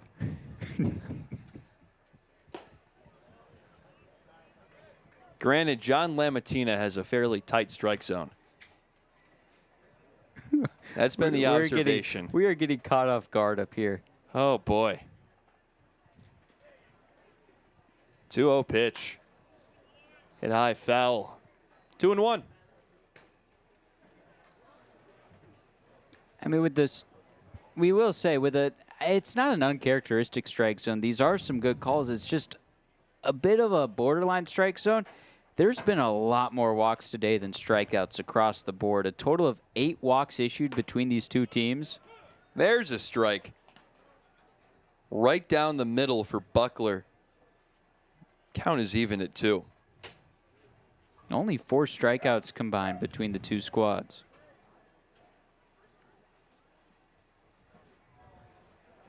It's been tough to get him today. Here's the 2-2. It's away. So Lewis looking for hit 3 on the day. He's up to a .359 average on the summer. The Wake Forest corner infielder. It's not unlike his time at school. Hit over .370. Swing and a miss. First strikeout of Buckler's outing. And Buckler now only an inning of work today, spread across 2 innings.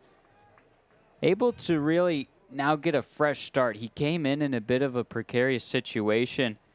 It did surrender a run that was charged to Mooring as Mooring put the man on base. So now Buckler working with a clean slate, able to really do what he wants up on the mound. That's rocketed out into left center field off the bat of Weber Niels. West, a running catch in left field. Back-to-back innings with spectacular running grabs from the newcomer to the Cats, Dean West.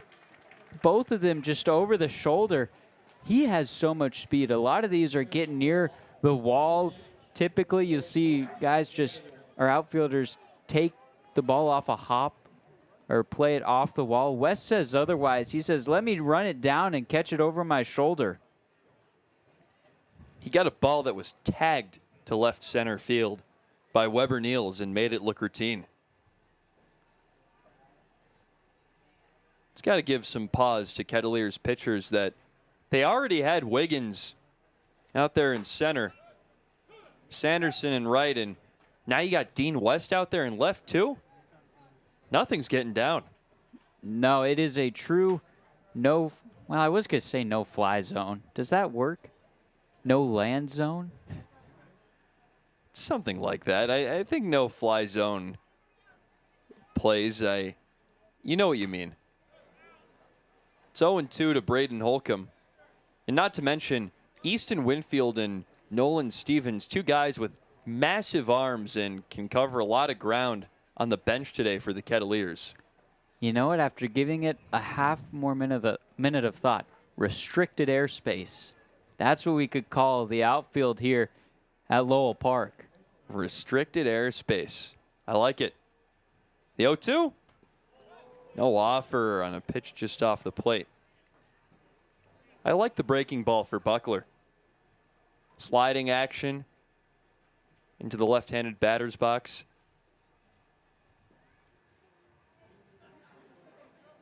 That comes in at 79 miles an hour. That's a big speed change. Hit high, foul.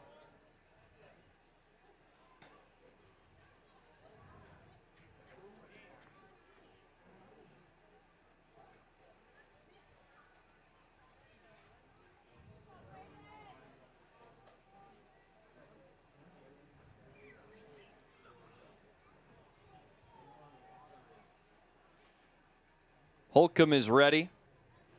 Buckler kicks and pitches low. 2-2 count for Holcomb. Lavin is going to leave his spot. He'll have a quick chat with the right-handed pitcher Buckler.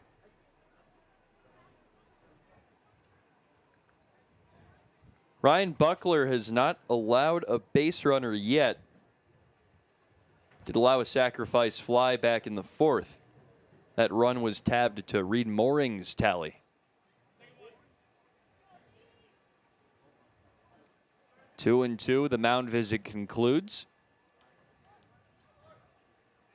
Lavin back to his post.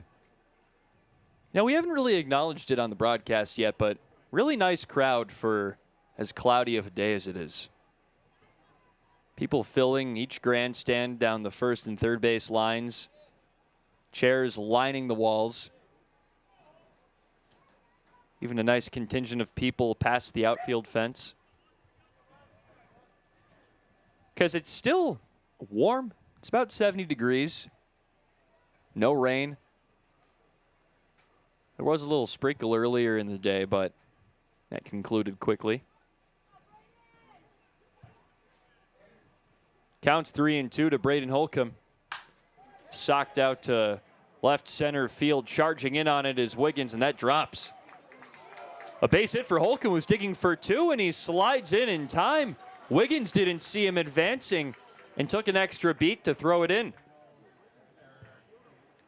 The shift that Wiggins was playing out in center was pretty drastic. He was shaded more towards right field, and that ball was sinking in shallow left center. I mean, it was just complete no man's land. He made a good attempt at it, but like you said, was shifted far too to the right and couldn't quite get to it.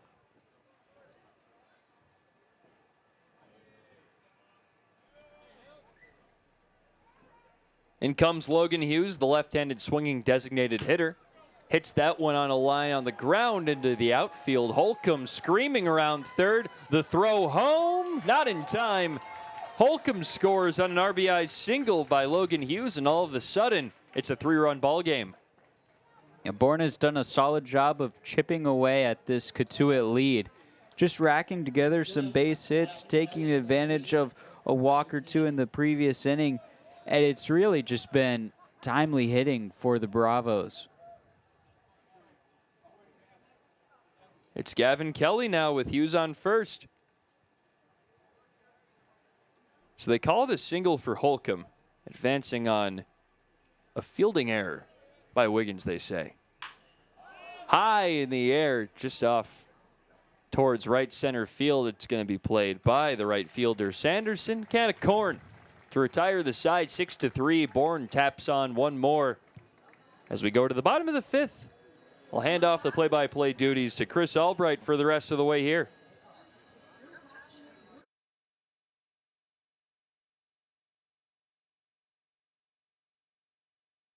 Dream it. If you can cruise in it, if you can summer in it, fish from it, or take it for a day at the beach, we can protect it. The Baldwin Group, protecting the possible. There hasn't been a ton of training when it comes to bat speed or products for players to be able to train bat speed.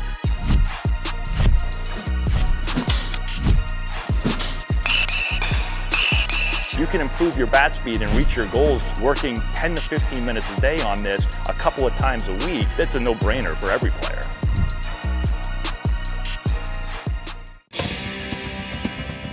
If you need to dig, lift, move, grade, clear, or cut, pump, weld, clean, light, and just about anything else, dial up the rental source for the newest and the most reliable equipment in New England. Staffed with equipment and construction experts, Milton Rents, your local source.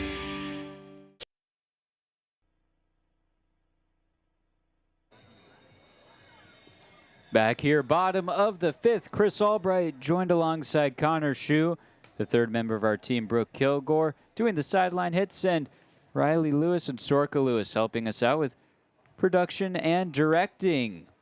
It's been a fun one here at Lowell Park on this cloudy, slightly overcast. Well, hey, it is overcast Saturday here in Cotuit. Gray skies still up above Lowell Park. The rain has held off, which has been nice. Like Connor mentioned, some sprinkles earlier today, but other than that, Mother Nature has been nice.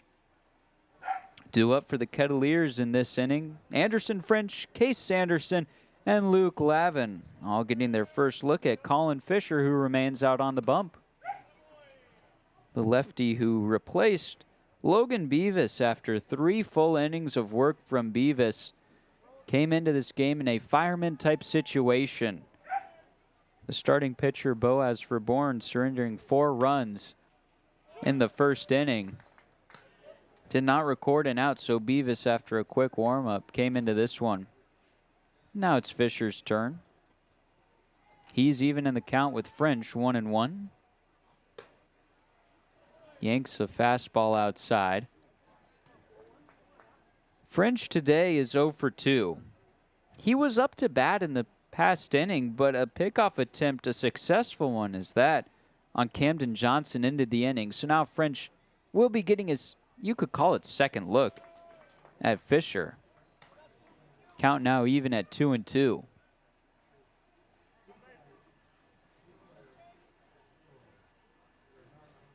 Middle infielders playing deep. Shaded to their lefts, the 2-2. Outside, the count has run full on French. In yesterday's matchup, French went 1 for 3 with a walk and a strikeout. Payoff pitch, swing and a miss. French down on strikes for the second time today, both swinging. So he'll head back to the dugout, still looking for his first hit. And that's Fisher's first strikeout on the contest. First strikeout of the summer for Fisher as well. This being his first appearance for the Bravos. A first pitch strike to Case Sanderson, who was walked in the first. Popped out to shortstop his last plate appearance. I mean, this game has had a plethora of hits. 3 runs on 9 hits for the Braves, 6 runs on 8 hits for the Kettleers. Two teams that came into this one 9th and 10th, respectively, in the Cape for runs per game. Cotuit coming into this one averaging 2.5 runs per game. That was 10th in Cape rankings. The Braves averaging 3.5 runs per game, which was 9th. 1-2. Swing and a miss on a breaking ball that tailed away from the meat of the strike zone. Back-to-back strikeout swinging for Colin Fisher. 9-hole hitter Luke Lavin will step up to the plate for the 3rd time today. A lineout and a single to his scorecard. Plenty of fans in the outfield. Some kids running around. A lot of people directly in center field. That's a great view. Directly behind the pitcher's mound. Can get a good read on the pitches from Fisher.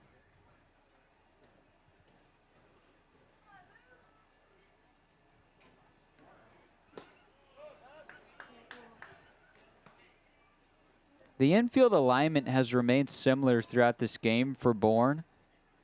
I mean, when you have 7 true left-handed hitters in a Cotuit lineup, there's not much adjusting you need to make.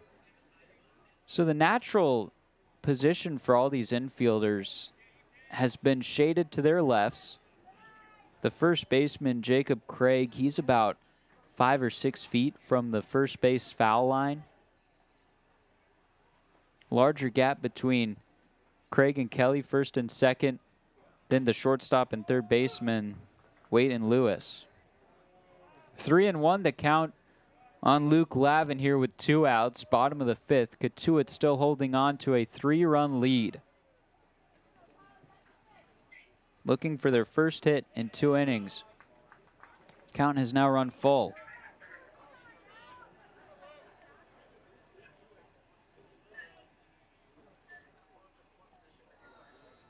Fisher shakes off a couple pitches. He has one he likes. Payoff pitch pending here with 2 outs. And it trails away. Doesn't get a swing from Lavin. He's reached base here with 2 outs. That is the 8th walk issued by Bourne pitchers today. It was a topic of discussion on the pregame show. Dealing with Bourne's 9-2 loss last night against Chatham, Bourne pitchers surrendered 9 walks. 1 away from matching that total here, and it's just the 5th inning. First offering to Avincula, he takes. Bottom part of the strike zone. No balls and a strike to Jaron with 2 outs.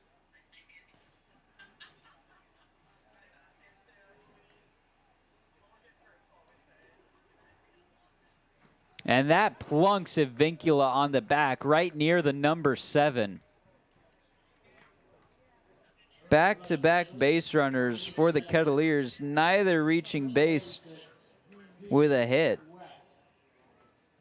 And that will bring up Dean West,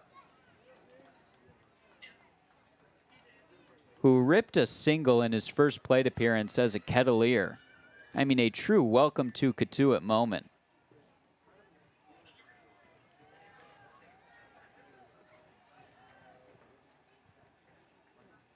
Going back to Avincula, it's the 3rd time this season he's been plunked. He now ties Jack Natilli for the most times being hit by pitch this season, each of them with 3 apiece. Niels and Fisher wrap up their meeting, and Niels does a bit of a fake out before coming home. Now we'll get a staff meeting on the mound. The entire infield will be brought in for Bourne. There is a Bravo warming up in the bullpen, another left-handed hurler. And the baseball will be taken from Colin Fisher's hands. So we'll get a new pitcher for Bourne.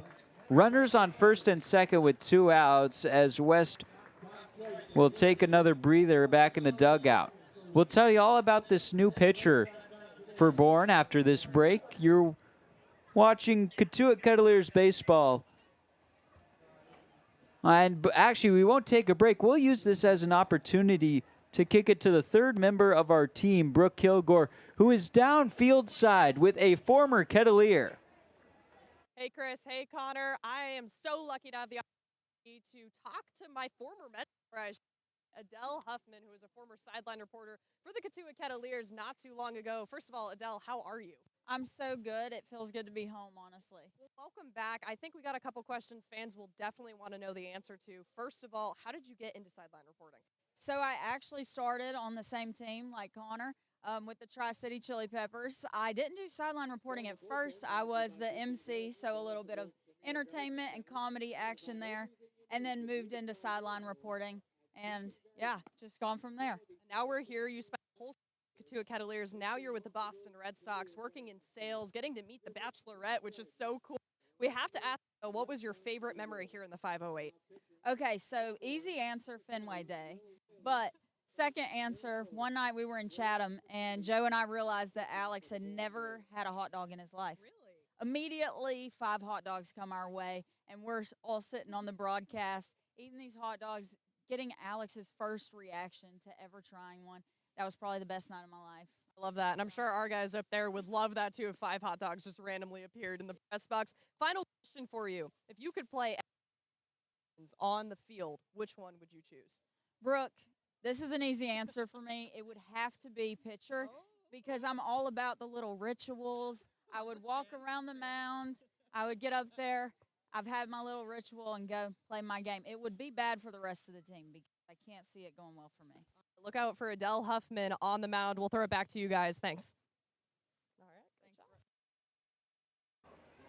Thanks. Special thank you to Adele Huffman, who is now coming back to has come back to Lowell Park, her old stomping grounds, saying hi to all the people that she knows here.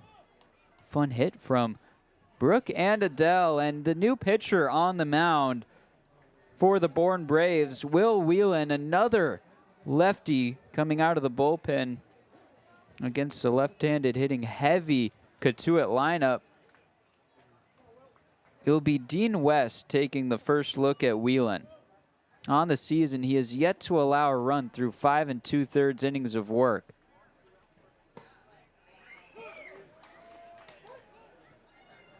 Whelan, 3 appearances so far. This will be his 4th. 5 strikeouts to 3 walks. Remains in command of the game when he's on the mound. 91 miles per hour. Just looking at it, it looks like that fastball plays a little up, not only because Whelan is a lefty, and typically those lefty numbers will look a lot faster than they are, but his arm slot looking about 3/4. That one is swiped and swatted foul down the left field line. Campbell Smithwick will toss that foul ball to a fan, making some friends over along that foul line. Plenty of lawn chairs lining it, full of Cape League baseball fans. 1-2 is the count on West here with 2 outs, bottom of the 5th. Runners on first and second. Kettleers up by 3. The pitch swung on and fouled away in the same vicinity. In fact, there looked to be a baseball kicked around. I wonder if the fan who got the foul ball tossed to her by Smithwick left it unattended to go get that foul ball over there. Count stays at 1-2. Wind is whipping out to straightaway center field. Dean West, the new Kettleer, awaits, and he's punched out looking. Will Whelan comes into this one with runners on first and second and strikes out Dean West looking. We'll head to the 6th inning. Cotuit still holding on to a lead here. 6-3 ball game. This is Cape League Baseball on Cape League TV.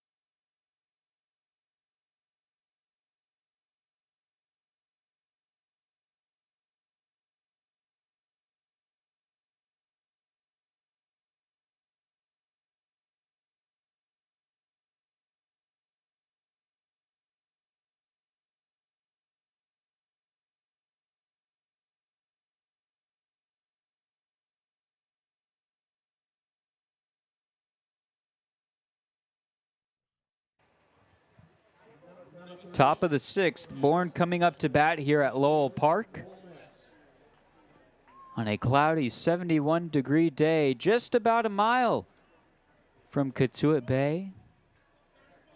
Loop Beach and Ropes Beach nearby.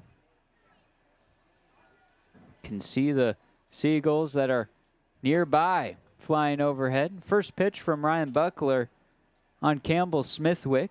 Misses inside. It will be Smithwick, Craig, and LeGrand. 8, 9, and 1 due up for the Bravos.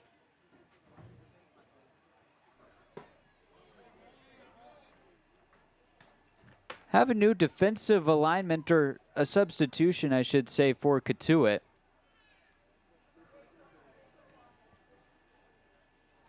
Out in right field, Nolan Stevens has replaced Sanderson. This ball is tagged out towards straightaway center, and coming in to make the catch is Andrew Wiggins. His hat might be a size too big. Anytime he gets a gallop on out in center, it tends to fall off.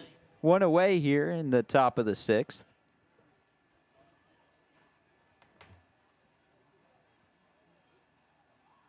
Stevens is now out in right field, and replacing French at first base is Sanderson.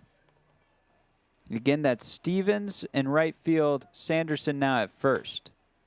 First pitch to Jacob Craig is a strike, bottom part of the zone.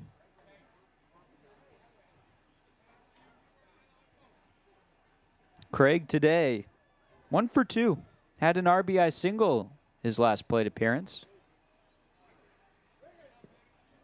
That was the first batter that Buckler faced in his relief appearance.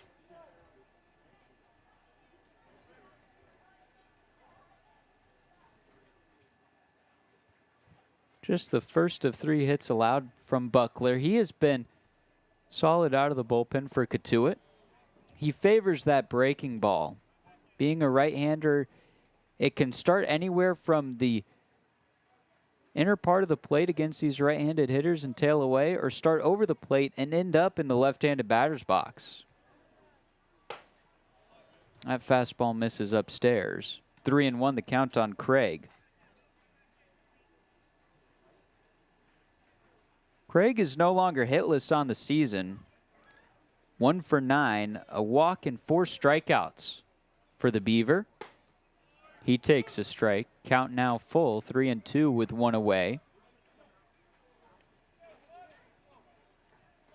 Kettleers trying to hold on to what once was a 6-0 lead. Braves have scored 3 unanswered. Broken bat. Ball, soft hopper back towards Buckler. He'll toss to first. The barrel of Craig's bat went further than the baseball. Camden Johnson, the third baseman, hands the broken bat over to the third base coach for Bourne.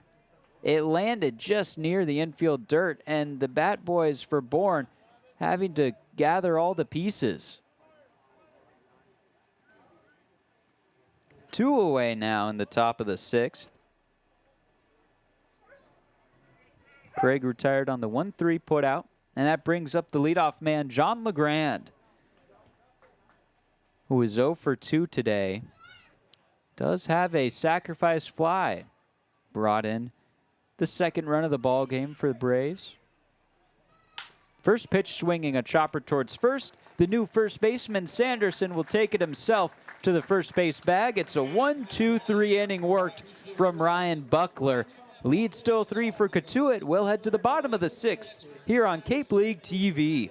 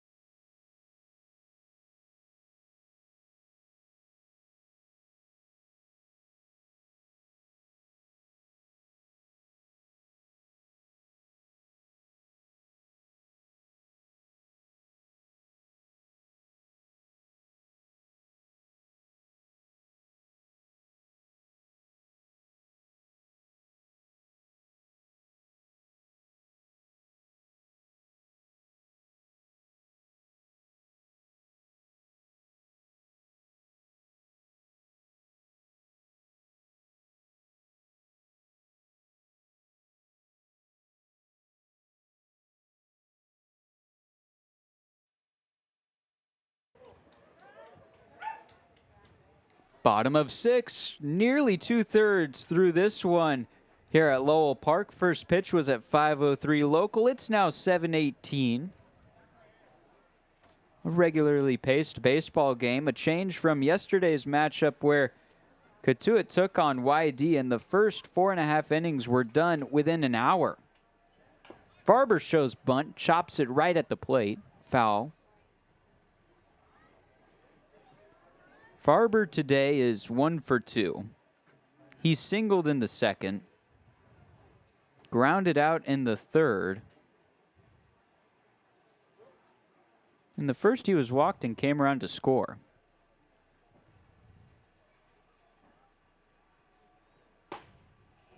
This is his first time facing the lefty, Will Whelan, who came into this game with 2 outs in the bottom of the 5th and promptly retired Dean West on strikes. Up in this count, 0-2 on Ryan Farber.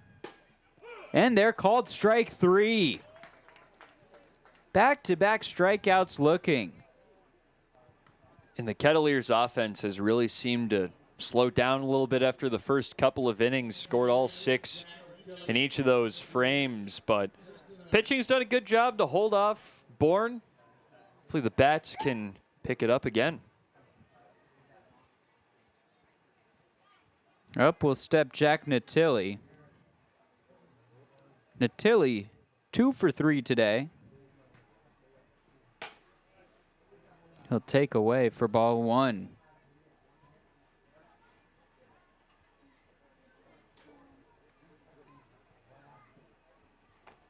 In the first game between these two opponents this season, just about a week ago, Will Whelan pitched in that one. Swing and a miss from Natilli.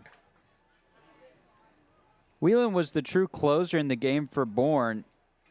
It wasn't a save situation, but he finished out the game, pitched the final 5 outs, did not allow a base runner, struck out 2.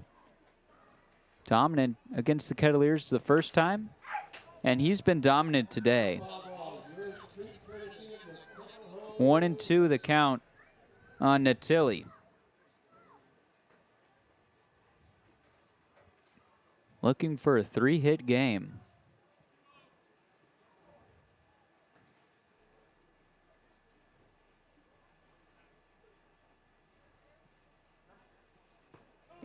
And that hit him. That sends Natilli down to the ground.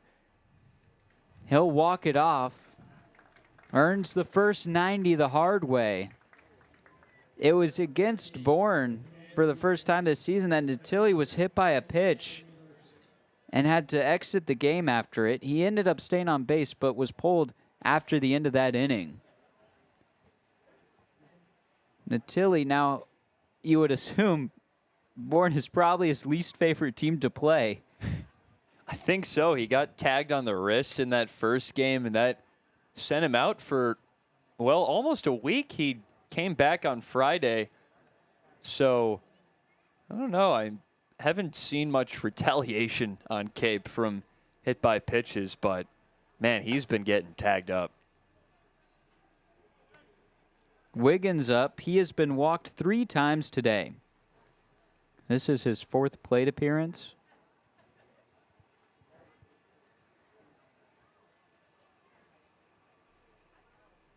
(1-0).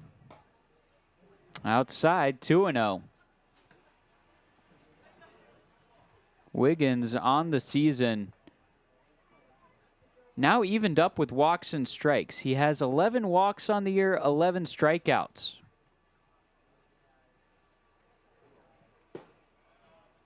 (3-0) now. This is much like the Andrew Wiggins we saw at Indiana, where he had 38 walks to 36 strikeouts the past season. He started the year for Cotuit high on the strikeouts, but since then he has really been able to work walks. And he works a 4-pitch walk right there. The 4th walk of the day for Andrew Wiggins. Has reached every time via the walk, 4 times like you said, Chris. He might have the best eye on the team, one of the best on Cape. Had a .450 on base percentage coming into this game, and that's rose exponentially. 1 away, runners on first and second. Ketts up by 3. Bottom of the 6th. First pitch to Johnson. Middle taken for strike 1. You would think Wiggins' 4 walks worked today would be the highest a Kettleer has worked standalone this season. He actually ties Nolan Stevens, who had 4 walks of his own, and that was against Bourne a week ago. Like we found out, that is 51 walks shy of the season Cape League record. What a stat.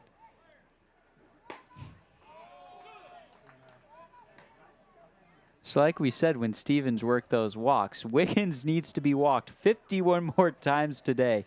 Well, no, he has now 11 walks. He needs to be walked 50 more times today to tie that record. Don't think he's getting there.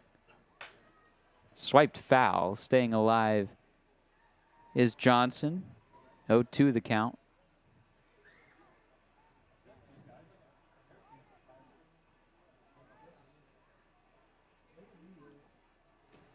Johnson on the season came into this one hitting 190. Now hitting 205 after a 1-2 day. Pitches upstairs.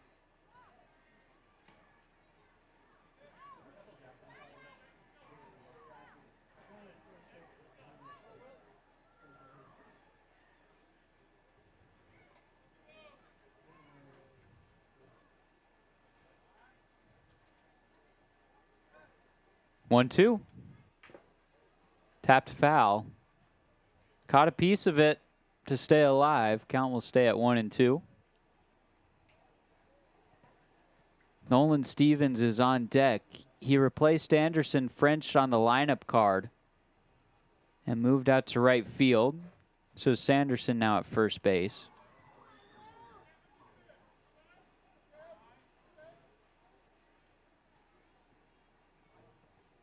Whelan has his sign, checks the runner at second. Lengthy pause, now delivers.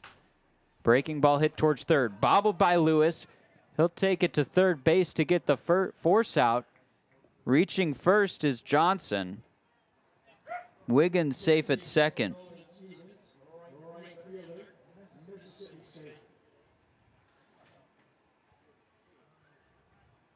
Five unassisted on the ground out. 2 away here, bottom of the 6th. And up steps the now pinch hitter, Nolan Stevens. Stevens hitting 184 on the year.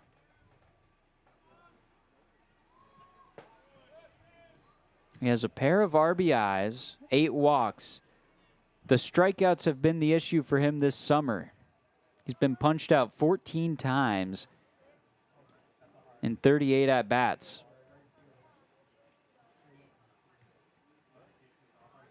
Back pick to second. Wiggins back safely by a hair. The shortstop Waite had him beat. The throw took just an extra second to get out of the hand of Whelan, who had to almost do a 270-degree turn. Check swing, but it caught a piece of the bat. 1-1.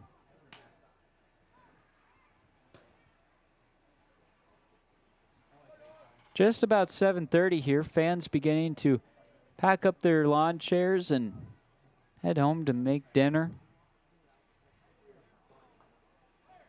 1-1. Upstairs. I think Stevens needs to bring out the magic he had early this week. Had a 3-hit game. Shortly following the 4-walk game, had a 3-strikeout game in between. So it's been up and down performance-wise for Stevens.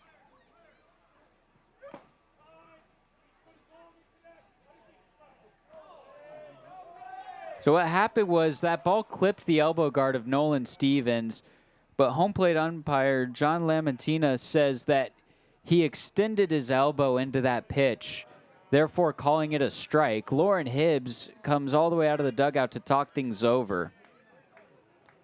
From our vantage point, did not look like Stevens leaned into the pitch, but I will say he certainly didn't lean away from it. I think if you stay there, it was close, too. It's not like he got smacked right on the base of his elbow. It clipped him. So I don't think there should be justice enforced just for not going back. Because, again, like you said, he did not lean into that pitch.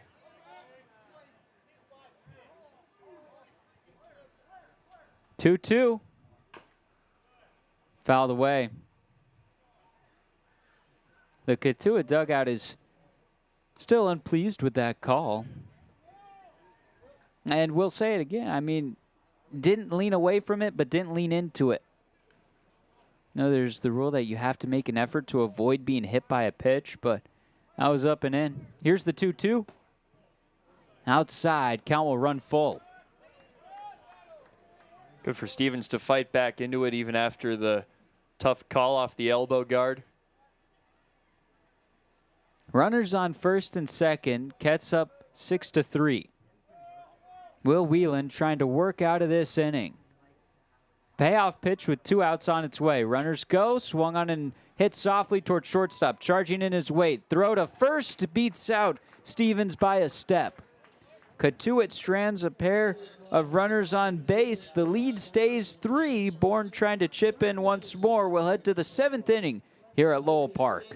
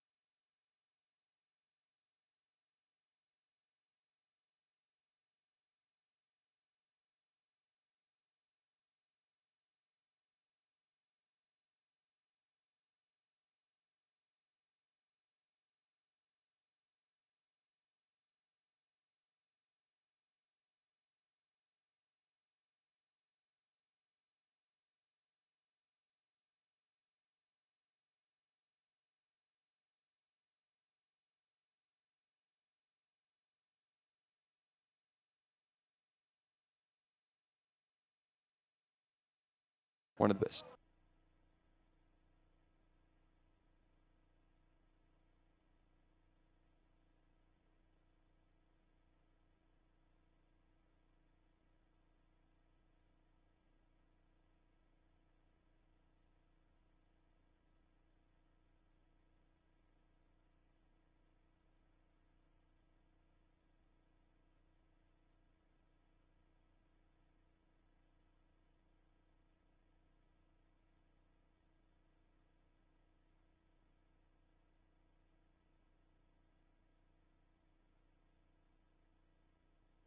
It will find the gap If you and can two cruise hop in to it. the wall.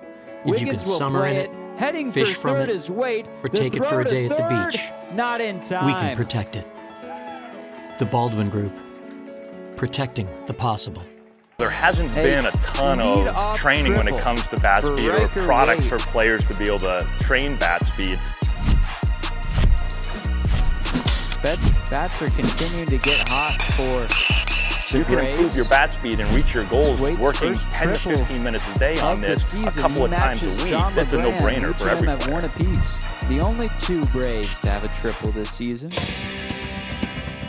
If you need to dig, lift, move, grade, Cade clear, Lewis has or a cut, 2-for-3 day at the plate. pump, weld, Going back to Albany, clean, he had a really light, nice outing when and 6 just up, about 6 down anything to else. close out the game against Brewster. Dial up the biggest rental of the source two for the wins this newest season for and the Cotuit. most reliable equipment in New England. Staffed with equipment and construction experts. You know what? Milton Rents, And an your F- local news. source. Of Cade Lewis. When you phrase it like that, it was a big. Brewster then at that time was the #1 team in the Cape League. Since then has been jumped by Whitey, and Albany's looked great against the Whitecaps. The 1-1, just a bit outside. 2-1 is the count. And he did. He finished it with a strikeout at the end, but you know, it was a big win. Granted. Oh, we got a case of the giggles up here again. 2-1 pitch, popped up foul. But hopefully the Kettleers are on their way to another. Stop laughing, man. It's on me. Albanese has had good numbers this season. Well, we'll leave it at that. 3 runs on 10 hits for Bourne. 6 runs on 8 hits for the Kettleers. Braves have really roared back in this one. 2-2. High and away. Oh, my goodness. Oh, it's fun. 7:35 here out on the East Coast. We enjoy ourselves up here in the broadcast booth. Payoff pitch on the way from Albanese. Sent high out towards center field. Wiggins takes a couple steps back, will measure and make the catch. He won't even try to get the runner LeGrand from third, who scores on that deep sacrifice fly to center field. Man, put a good charge into that one. Cade Lewis did, and that was well deep enough to score Wade. So Bourne is creeping back 6-4 now. They've scored 4 runs unanswered. That is RBI number 9 on the season from Cade Lewis. He extends his team high RBI total.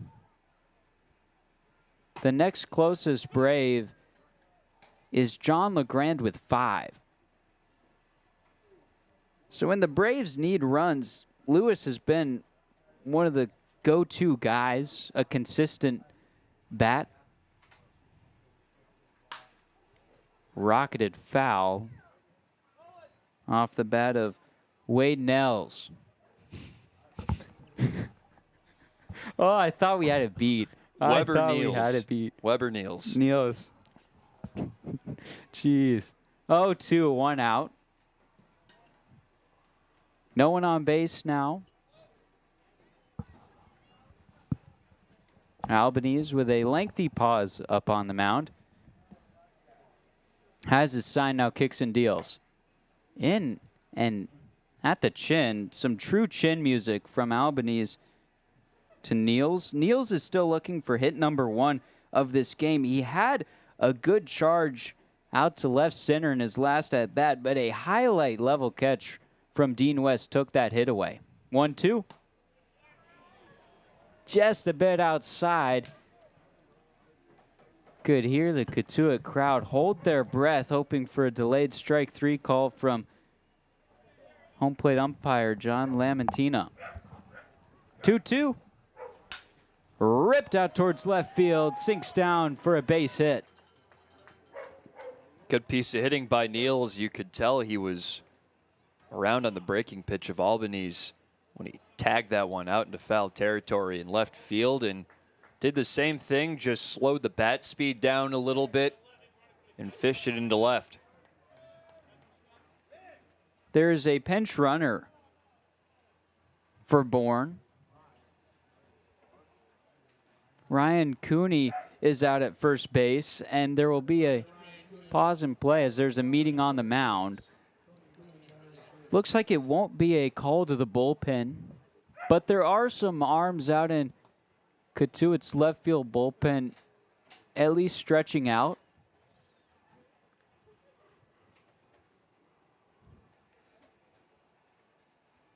This is just Albanese's first inning of work.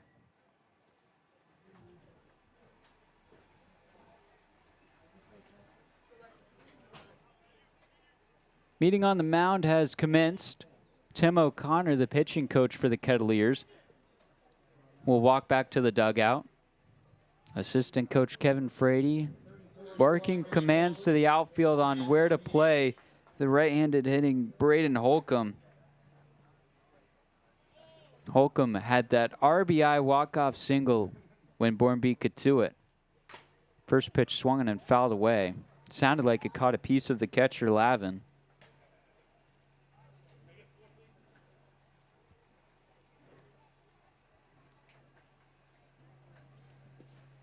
In the first 3 innings, Bourne had a hit apiece in each of those innings. Since then, has tacked on 7 more. In that time frame, the Braves have scored 4 runs, and more importantly, Cotuit has been held scoreless since the 2nd inning. In fact, the Kettleers have not gotten a hit since the 3rd.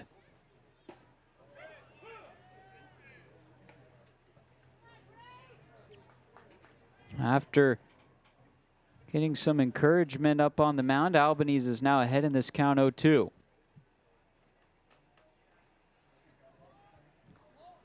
Holcomb 1 for 3 today.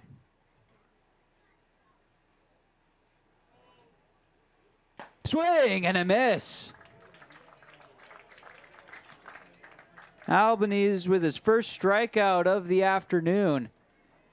That was a big one. Holcomb, a heavy hitter in this Bourne lineup. He's sat down on strikes. Now 2 away as up steps the designated hitter, Logan Hughes.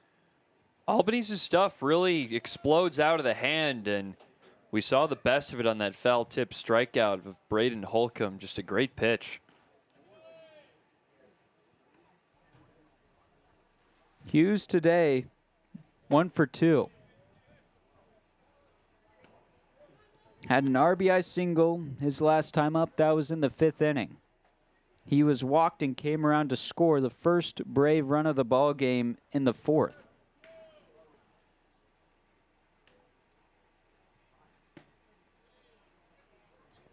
Two balls, no strikes, 2 outs. The first baseman, Sanderson, is holding the pinch runner, Cooney, close to the bag. Middle infielders playing deep for Cotuit. 2-0. Head on the ground towards Avincula. Gaining ground to his right will make the easy toss to second to retire Cooney. Crisis averted for Tyler Albanese. Does surrender a leadoff run, and the lead is now 2 for Cotuit. We'll head to the bottom of the 7th after the 7th inning stretch here at Lowell Park.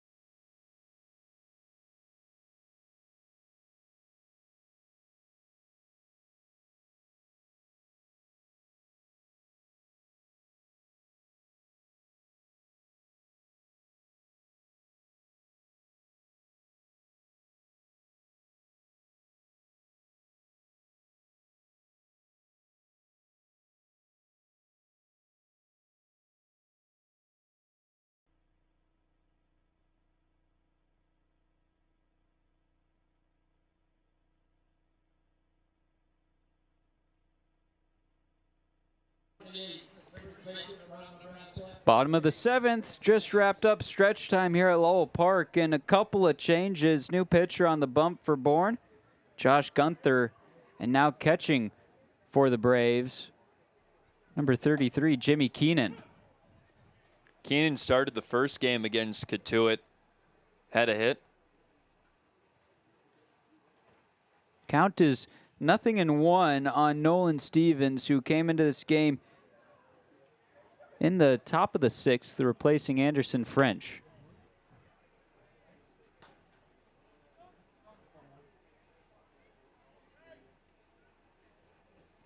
Count is 1-1 on Stevens.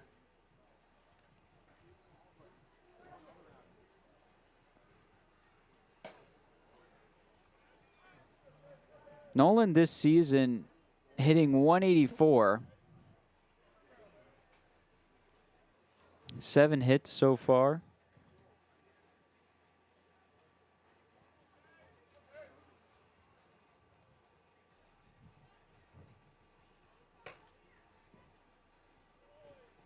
Okay, well, I missed something because this is Case Sanderson who's up to bat. I think I forgot to write in Nolan Stevens, the last out of the last inning. So this is Case Sanderson.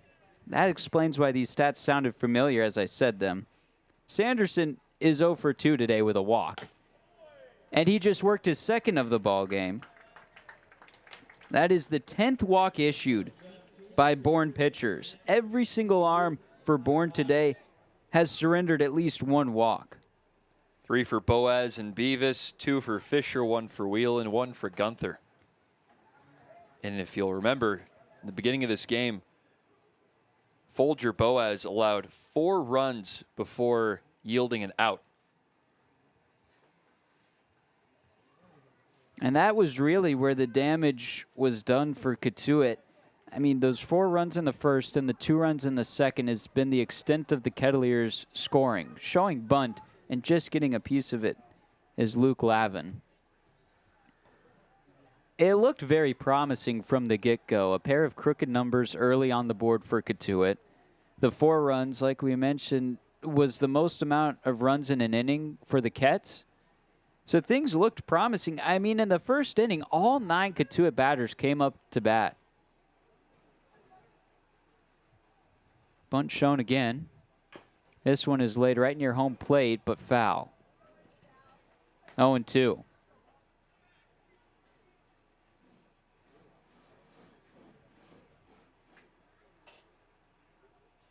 Some stellar relief pitching from Fisher, Whelan, and Gunther for Bourne has really helped out the Braves offense as well. Those 3 combined have yet to surrender a hit or a run. Beavis had to do a bit of long relief coming in to finish that first inning. 0-2. Punched out on a strike low in the zone. First of the afternoon for Josh Gunther. It's a good pitch. Just caught him on that lower corner like you said. And for a second you think that one's just going to keep dipping. And it just rode into that bottom left corner. A really nice pitch out of the hand of Gunther. Lineup card is flipped. Jaron Vincula now up. Dean West on deck with 1 away, bottom of the 7th.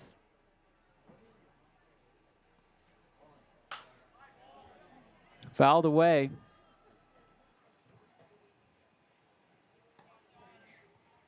Vincula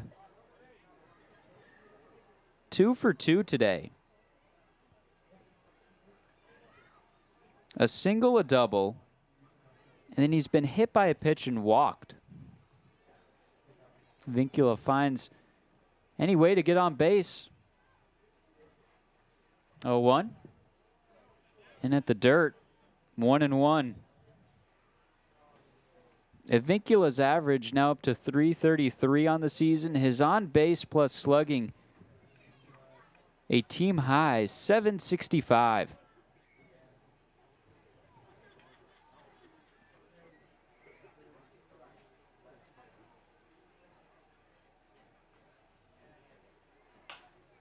Popped up foul just over the screen. And will land in the brick pavilion to our lefts. Wind whipping to straightaway center still. Old Glory out in left center is blowing directly away from home plate.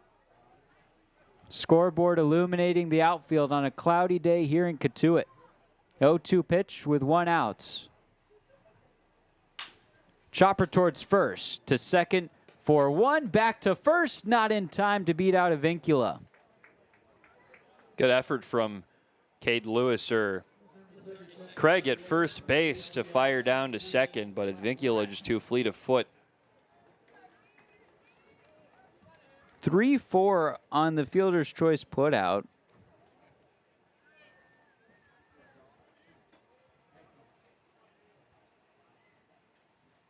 Officially on the scorebook as the first time Avincula has been retired today. Dean West, the lefty, waving his black bat. Avincula safe on the pickoff.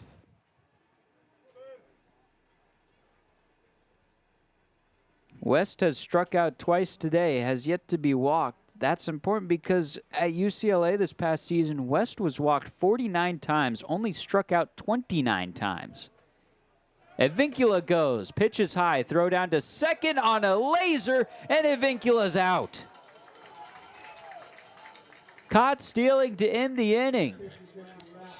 Cotuit still hunting for run number 7. Bourne creeping back in this one. It's a 2-run ball game as we head to the 8th inning.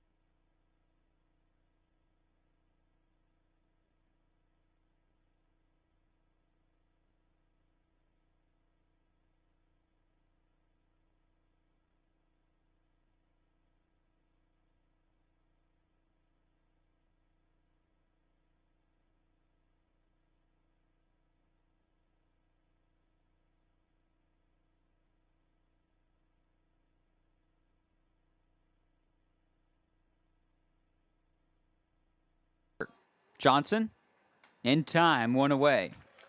See, all the days are melding together here. I think that was Chatham on Wednesday. Tied them 6-6 in extras, and the games end after 10 anyway, so that one was getting called darkness or light.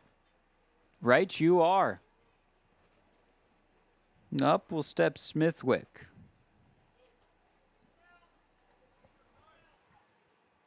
Lefty-righty matchup. Albany's the righty on the mound. Can't spin that one into the zone. A ball and no strikes.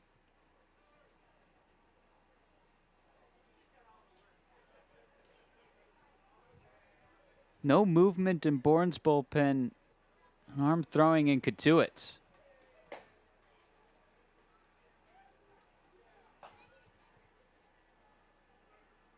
Doesn't help that it's overcast here in Cotuit either. It's been pretty dark all game. Just an overcast type of day. Down the chute for strike one. Count now 2 balls, 1 strike, 1 out here in the top of the 8th.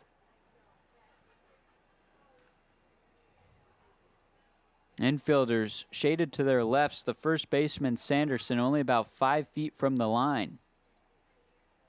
Big gap between Farburn and Vincula up the middle. The 2-1. Beautiful breaking ball in there for strike 2.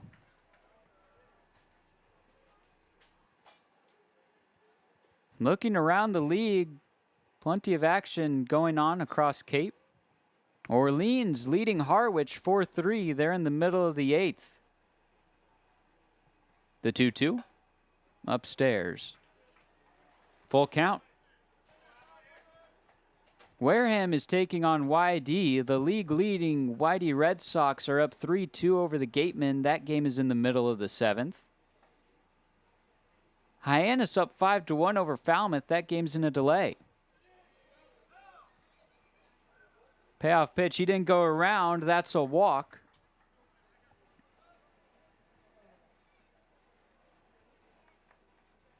Just the second walk issued by Kettleers pitching. They've done a great job of pounding the zone so far today against a tough Braves order, especially against right-handed pitching. They're one of the best teams in the league at hitting right-handed pitching. Over a .260 batting average with the wood bats is nothing to sneeze at.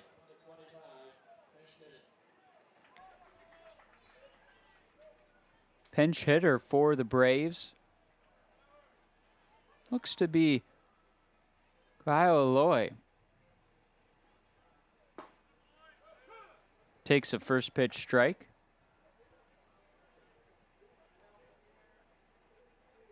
Only other game going on that we haven't mentioned, Chatham up 2-0 over Brewster. That game's in the bottom of the 4th. That game being played in Chatham. Aloy rips one towards left field, and it will bounce before Dean West. Aloy in his first game for Bourne, first plate appearance for the Braves, reaches base via a single. Aloy, the brother of Wahiwa Aloy, Golden Spikes winner this year for Arkansas. Hitting really runs in that family. Plenty of great baseball hailing from that bloodline.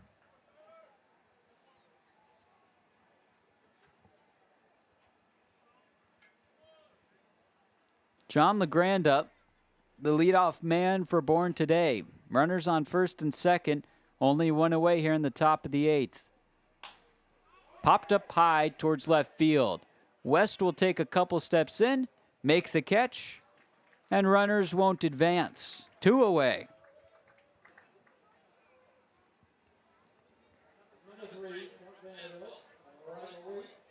Really getting dark here in Cotuit. It's 8 o'clock local time. Just about 3 hours past first pitch. The way the darkness is settling in, I can't assume that we will play a 9th inning. It's got to be so tough to see the ball in these conditions for either side, for catcher or hitter. Anyone in the field? In the dirt, and they don't say that LeGrand went around. Excuse me, that's now Riker Waite.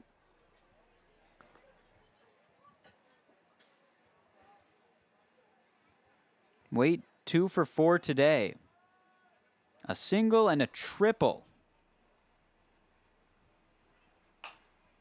Rips this one foul over the snack shack at Cotuit, back behind the third base grandstands.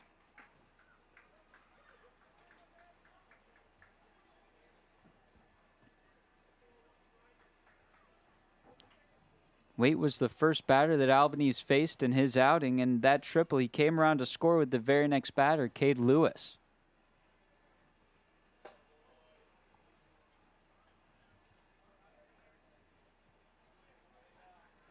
Tying run at first base, go ahead run up to bat. 2 away, you don't want to bring up Lewis on deck. He leads the Braves in RBIs. 2-1. In and at the hands, but called strike 2. Good fastball in the inner part by Albanese, bringing out almost the fastest he's thrown. The best we've seen is 95 out of his arm. That was 94 on the gun. Really strong pitch. 2-2 count, 2 outs. Top of the 8th inning. 2 on. Kettleers up by 2. Albanese with a deep breath, he sat at the belt. The kick and the pitch. Upstairs. Full count. Winning run at the plate. If you're Waite, and this could be your last chance to swing if you're Bourne, so it's probably being extra careful at the dish. 12 hits on the day for the Braves. 3-2, runners go. Called strike 3.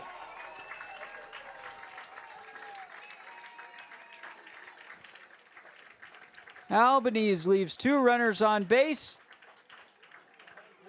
And the game is called. Kettleers beat the Braves 6-4.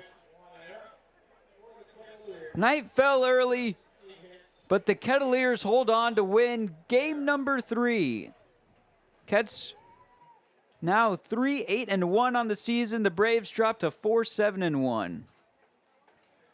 And what a gutsy performance by Tyler Albanese to end that one out. He got hit around a little bit, 3 hits, allowed a walk as well, but gutted through the runners on base and punched out Waite, looking on that final pitch, a perfect one on the corner. Got him looking, and that's got to feel so good for him. Albanese, who we've typically seen be the closing guy, it ended up being true today in that dark and shortened game. No need to play a 9th inning here at Lowell Park. And the Kettleers are now 2-1-1 in their past 4 games. You take that part away, that has been a stretch of good baseball for the Kettleers. Plenty of hits in all those games as well. The final tallies on the scoreboard for today. Bourne 4 runs, 12 hits, 1 error. The Braves left 10 on base. For the Kettleers, 6 runs, 8 hits, also an error, and also 10 left on base. And when you look at the makeup of this game, Ryan Buckler bridging the gap with 2 2/3 of no earned run ball.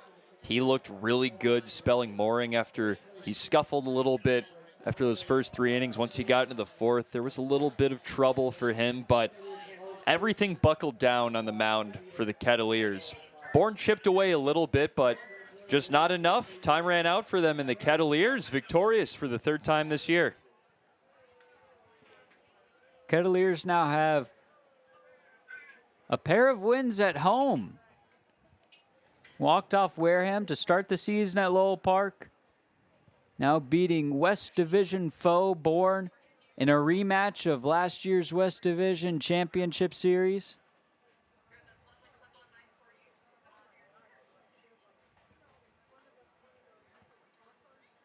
And as we begin our Cotuit Kettleers post-game show, getting ready down field side is the third member of our team, Brooke Kilgore, who is standing alongside new Kettleer Dean West, who had himself an incredible day to start his time in the pinstripes. Brooke. Thanks, Chris. Thanks, Connor. I'm here with Dean West. Kettleers had a breakout performance in the first year in the pinstripes for the Kettleers. First of all, talk me and walk me through the experience. Coming out here, game here, kind of got to meet the guys, made me feel like. And you had an amazing save in the fourth inning, running. Your hat went flying off. And I just had a. When you win the College World Series, especially playing a great save out there early on against, you told reporters that you wanted the known. You wanted people to care about. Yeah. Was kind of.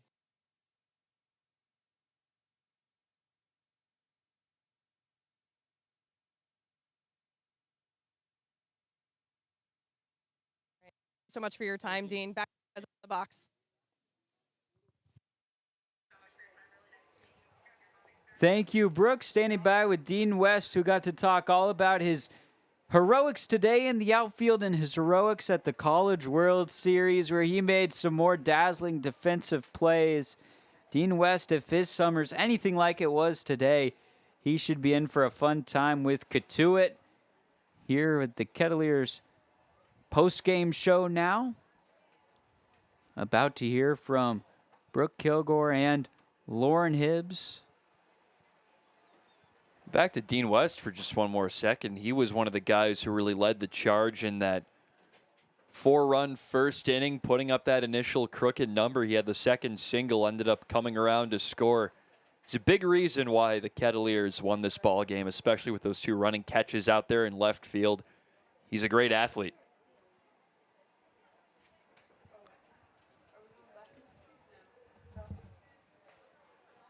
So it turns out, Brooke, as much as we love her, sometimes she ditches us and does her own professional thing. I can't say I blame her. If you want to hear Brooke talk with Coach Hibbs, you can check that out on the Cotuit Kettleers YouTube page, where you can find all of Brooke's great work for the Kettleers this season.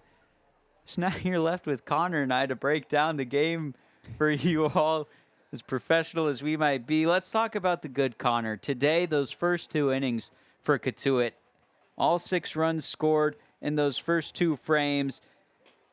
Plethora of walks drawn and hits.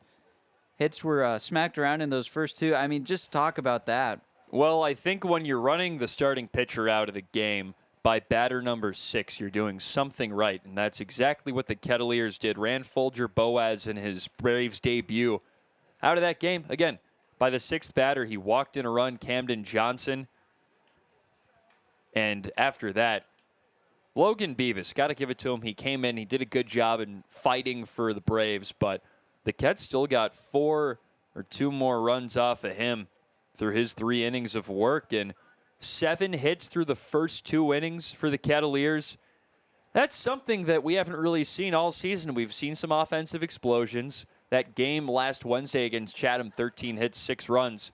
Great performance, but them stacking it all up in the first couple of innings, that makes it feel like just an insurmountable wall for this Braves team. And they fought back a little bit, but the Kettleers in the back end of that bullpen were able to really lock it down. You got to tip your cap to Tyler Albanese to lock down the end of this game. Only allowed 1 run through 2 innings, and they've been asking a lot out of him. He had a 2-inning save against Brewster, gets a second 2-inning save against the Bourne Braves today, and you got to think and wonder, does he come out for the 9th if they play it? It would be tough because he was getting deep into that pitch count, but you look at what he did today, and he just spun a nice performance, capped it all off with a strikeout looking to end the game. Very fitting for him. It's how he ended the Brewster game, struck someone out swinging. So all around, things were clicking for Cotuit. The base running was solid. I guess the only thing you'd want is just a few more runs. Yeah, it was a great start. The finish was a little dicey for the Kettleers. All 8 hits that the Kets had came in the first 3 innings. 4, 5, 6, and 7, no hits allowed from Braves relief pitching. Fisher, Whelan, and Gunther all combined for 4 innings of work. Did not allow a hit, did not allow a run. The only base runners allowed were 4 walks, but the 3 of those combined struck out 5. So that's a good takeaway from Bourne. I mean, you have 3 guys that could come out and do solid relief work and keep your team in the game. I mean, for a second, it looked like the Kettleers would run away with it, but Bourne really chipped into that lead towards the end. And Tyler Albanese, all the credit in the world to him. He came in to this game needing to shut down the Braves, and he did just that, especially in his final inning. So a good save for Albanese. The save is officially credited to him, the win to Buckler, and the loss to Boaz. And the unsung hero almost, because sometimes you get lost in the middle innings. Ryan Buckler, 2 2/3 innings of no earned run ball, allowed an unearned run, but aside from that, he only allowed a handful of hits, 3 hits in 2 2/3, didn't walk anybody, struck out a batter, just managed the damage and was able to toe the line through that middle third of this baseball game and really kept the Kettleers in this one and bridged the gap to Tyler Albanese to eventually close this one down. So you got to give it to them. And for Reed Mooring, who, granted, he got hit around a little bit when he got into that 4th inning, but 3 really strong innings from the UC Santa Barbara right-hander and just a solid baseball game played by these Cotuit Kettleers. Could be something to spark a little bit more down the road, and hopefully we see more of the same tomorrow back in Brewster. Traveling to Brewster for the 2nd time in a week. Hopefully it's a little less hot than Game 1, where it was a 90-degree day. Forced the Cotuit Kettleers to wear their batting practice shirts. Didn't even wear jerseys. It was so hot. But if the game is anything like that one, should be another good one for the Kets, who beat the Whitecaps 6-2. That was at that point the best offensive performance. But I mean, you take your pick. Cotuit against Brewster, Cotuit against Chatham are here today, especially in those first 2 innings. Just some of the better offensive baseball we've seen from the Kettleers, hoping to build upon that as this season goes on. And as the new faces come to the Kettleers, a couple of guys starting to trickle in from teams that had played in the College World Series, some new recruits coming, you could say. And Dean West, I mean, heck, this was his first game, and we can't hit on it enough. Just an incredible debut in his Kettleers pinstripes. Proving to be a strong pickup off the rip, like you said, Chris. Made plenty of nice grabs out there in left field, running towards the wall. Had the 2nd hit of the game in his first at-bat of the game and really got the train rolling for the Kettleers. Eventually scored off of a Camden Johnson walk, and just what a first inning that was. Dean West, Jaron Advincula, Jack Natilli getting hits. But like you said, I mean, West is going to be a real contributor for this team, and he adds to the embarrassment of riches, I'll call it, in the outfield of arms and legs, I guess you could call it, just with the way all these guys can cover ground and hose runners on the base pass. Just all the tools in the outfield, and I think that really helps a team like the Kettleers minimize damage when sometimes the pitching isn't exactly what you'd want it to be. These guys can erase some stuff in the outfield, save runs. We've seen it time and time again through these games, and we really saw it come into play with Dean West out there in left field. But I've got to give a shout to Jack Natilli. He really struggled early on in this season, but he drove in the first run of this ball game. That's one of the harder hit balls I've seen all summer for Cotuit, the one that almost went up the middle, if not for Folger Boaz's leg being in the way. That one spit right off back into foul territory and scored Jaron Advincula. But he had a few nice swings today, a couple of base hits, got on a 3rd time on a hit by pitch, and got to tip your cap to his performance. And he DH'd today, but he's always solid behind the plate. So I think he might be turning it around a little bit offensively. Should be fun. Looking ahead to tomorrow, another newcomer for Cotuit will be taking the mound. This time it's Ian May, who just got added to the Cotuit roster. Just wrapped up his season. Teammates with Jaron Advincula and PJ Moutsouridis at Cal Berkeley. This will be his first appearance for the Kets. this summer. So those reinforcements, they're coming into this one instantly. May, a returner to the Kettleers, pitched in a couple games last summer, spun 5 2/3 innings. So excited to see him continue that play into this summer. Again, that game is against Brewster, at Brewster, 5 o'clock local time. If you can't make it out there, you can join us here on the Ketts Digital Network. All games can be found on Cape League TV, Twitter, and YouTube. I guess it's called X now, so Cape League TV, X, and YouTube. We'll call it Twitter. Known by both names. Connor, any final thoughts from this 6-4 Cotuit win here at Lowell Park? Final thing, Jaron Advincula, another good performance. Hits in his first 2 at-bats. Got on every single time. Was 2 for 3, though. Had that fielder's choice that he reached on in the 7th. But he reached every time he came up to bat, and that's just your average Jaron Advincula game right there. Couple of strong base hits. Had that single that he flashed out to left field, and then the double down the line. As we say hi to everybody back home watching this beautiful post-game show we've put together here. Shout out to everybody in the booth right now. But Jaron Advincula took a walk, got hit by a pitch, just doing it the hard way. A great game for him leading off this team. We have fun up here.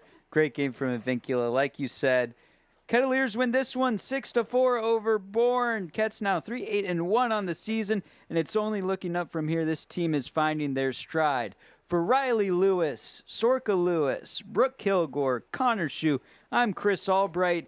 This has been a copyrighted broadcast of the Cape Cod Baseball League. No retransmission of this broadcast is permitted. Saying good night from Lowell Park.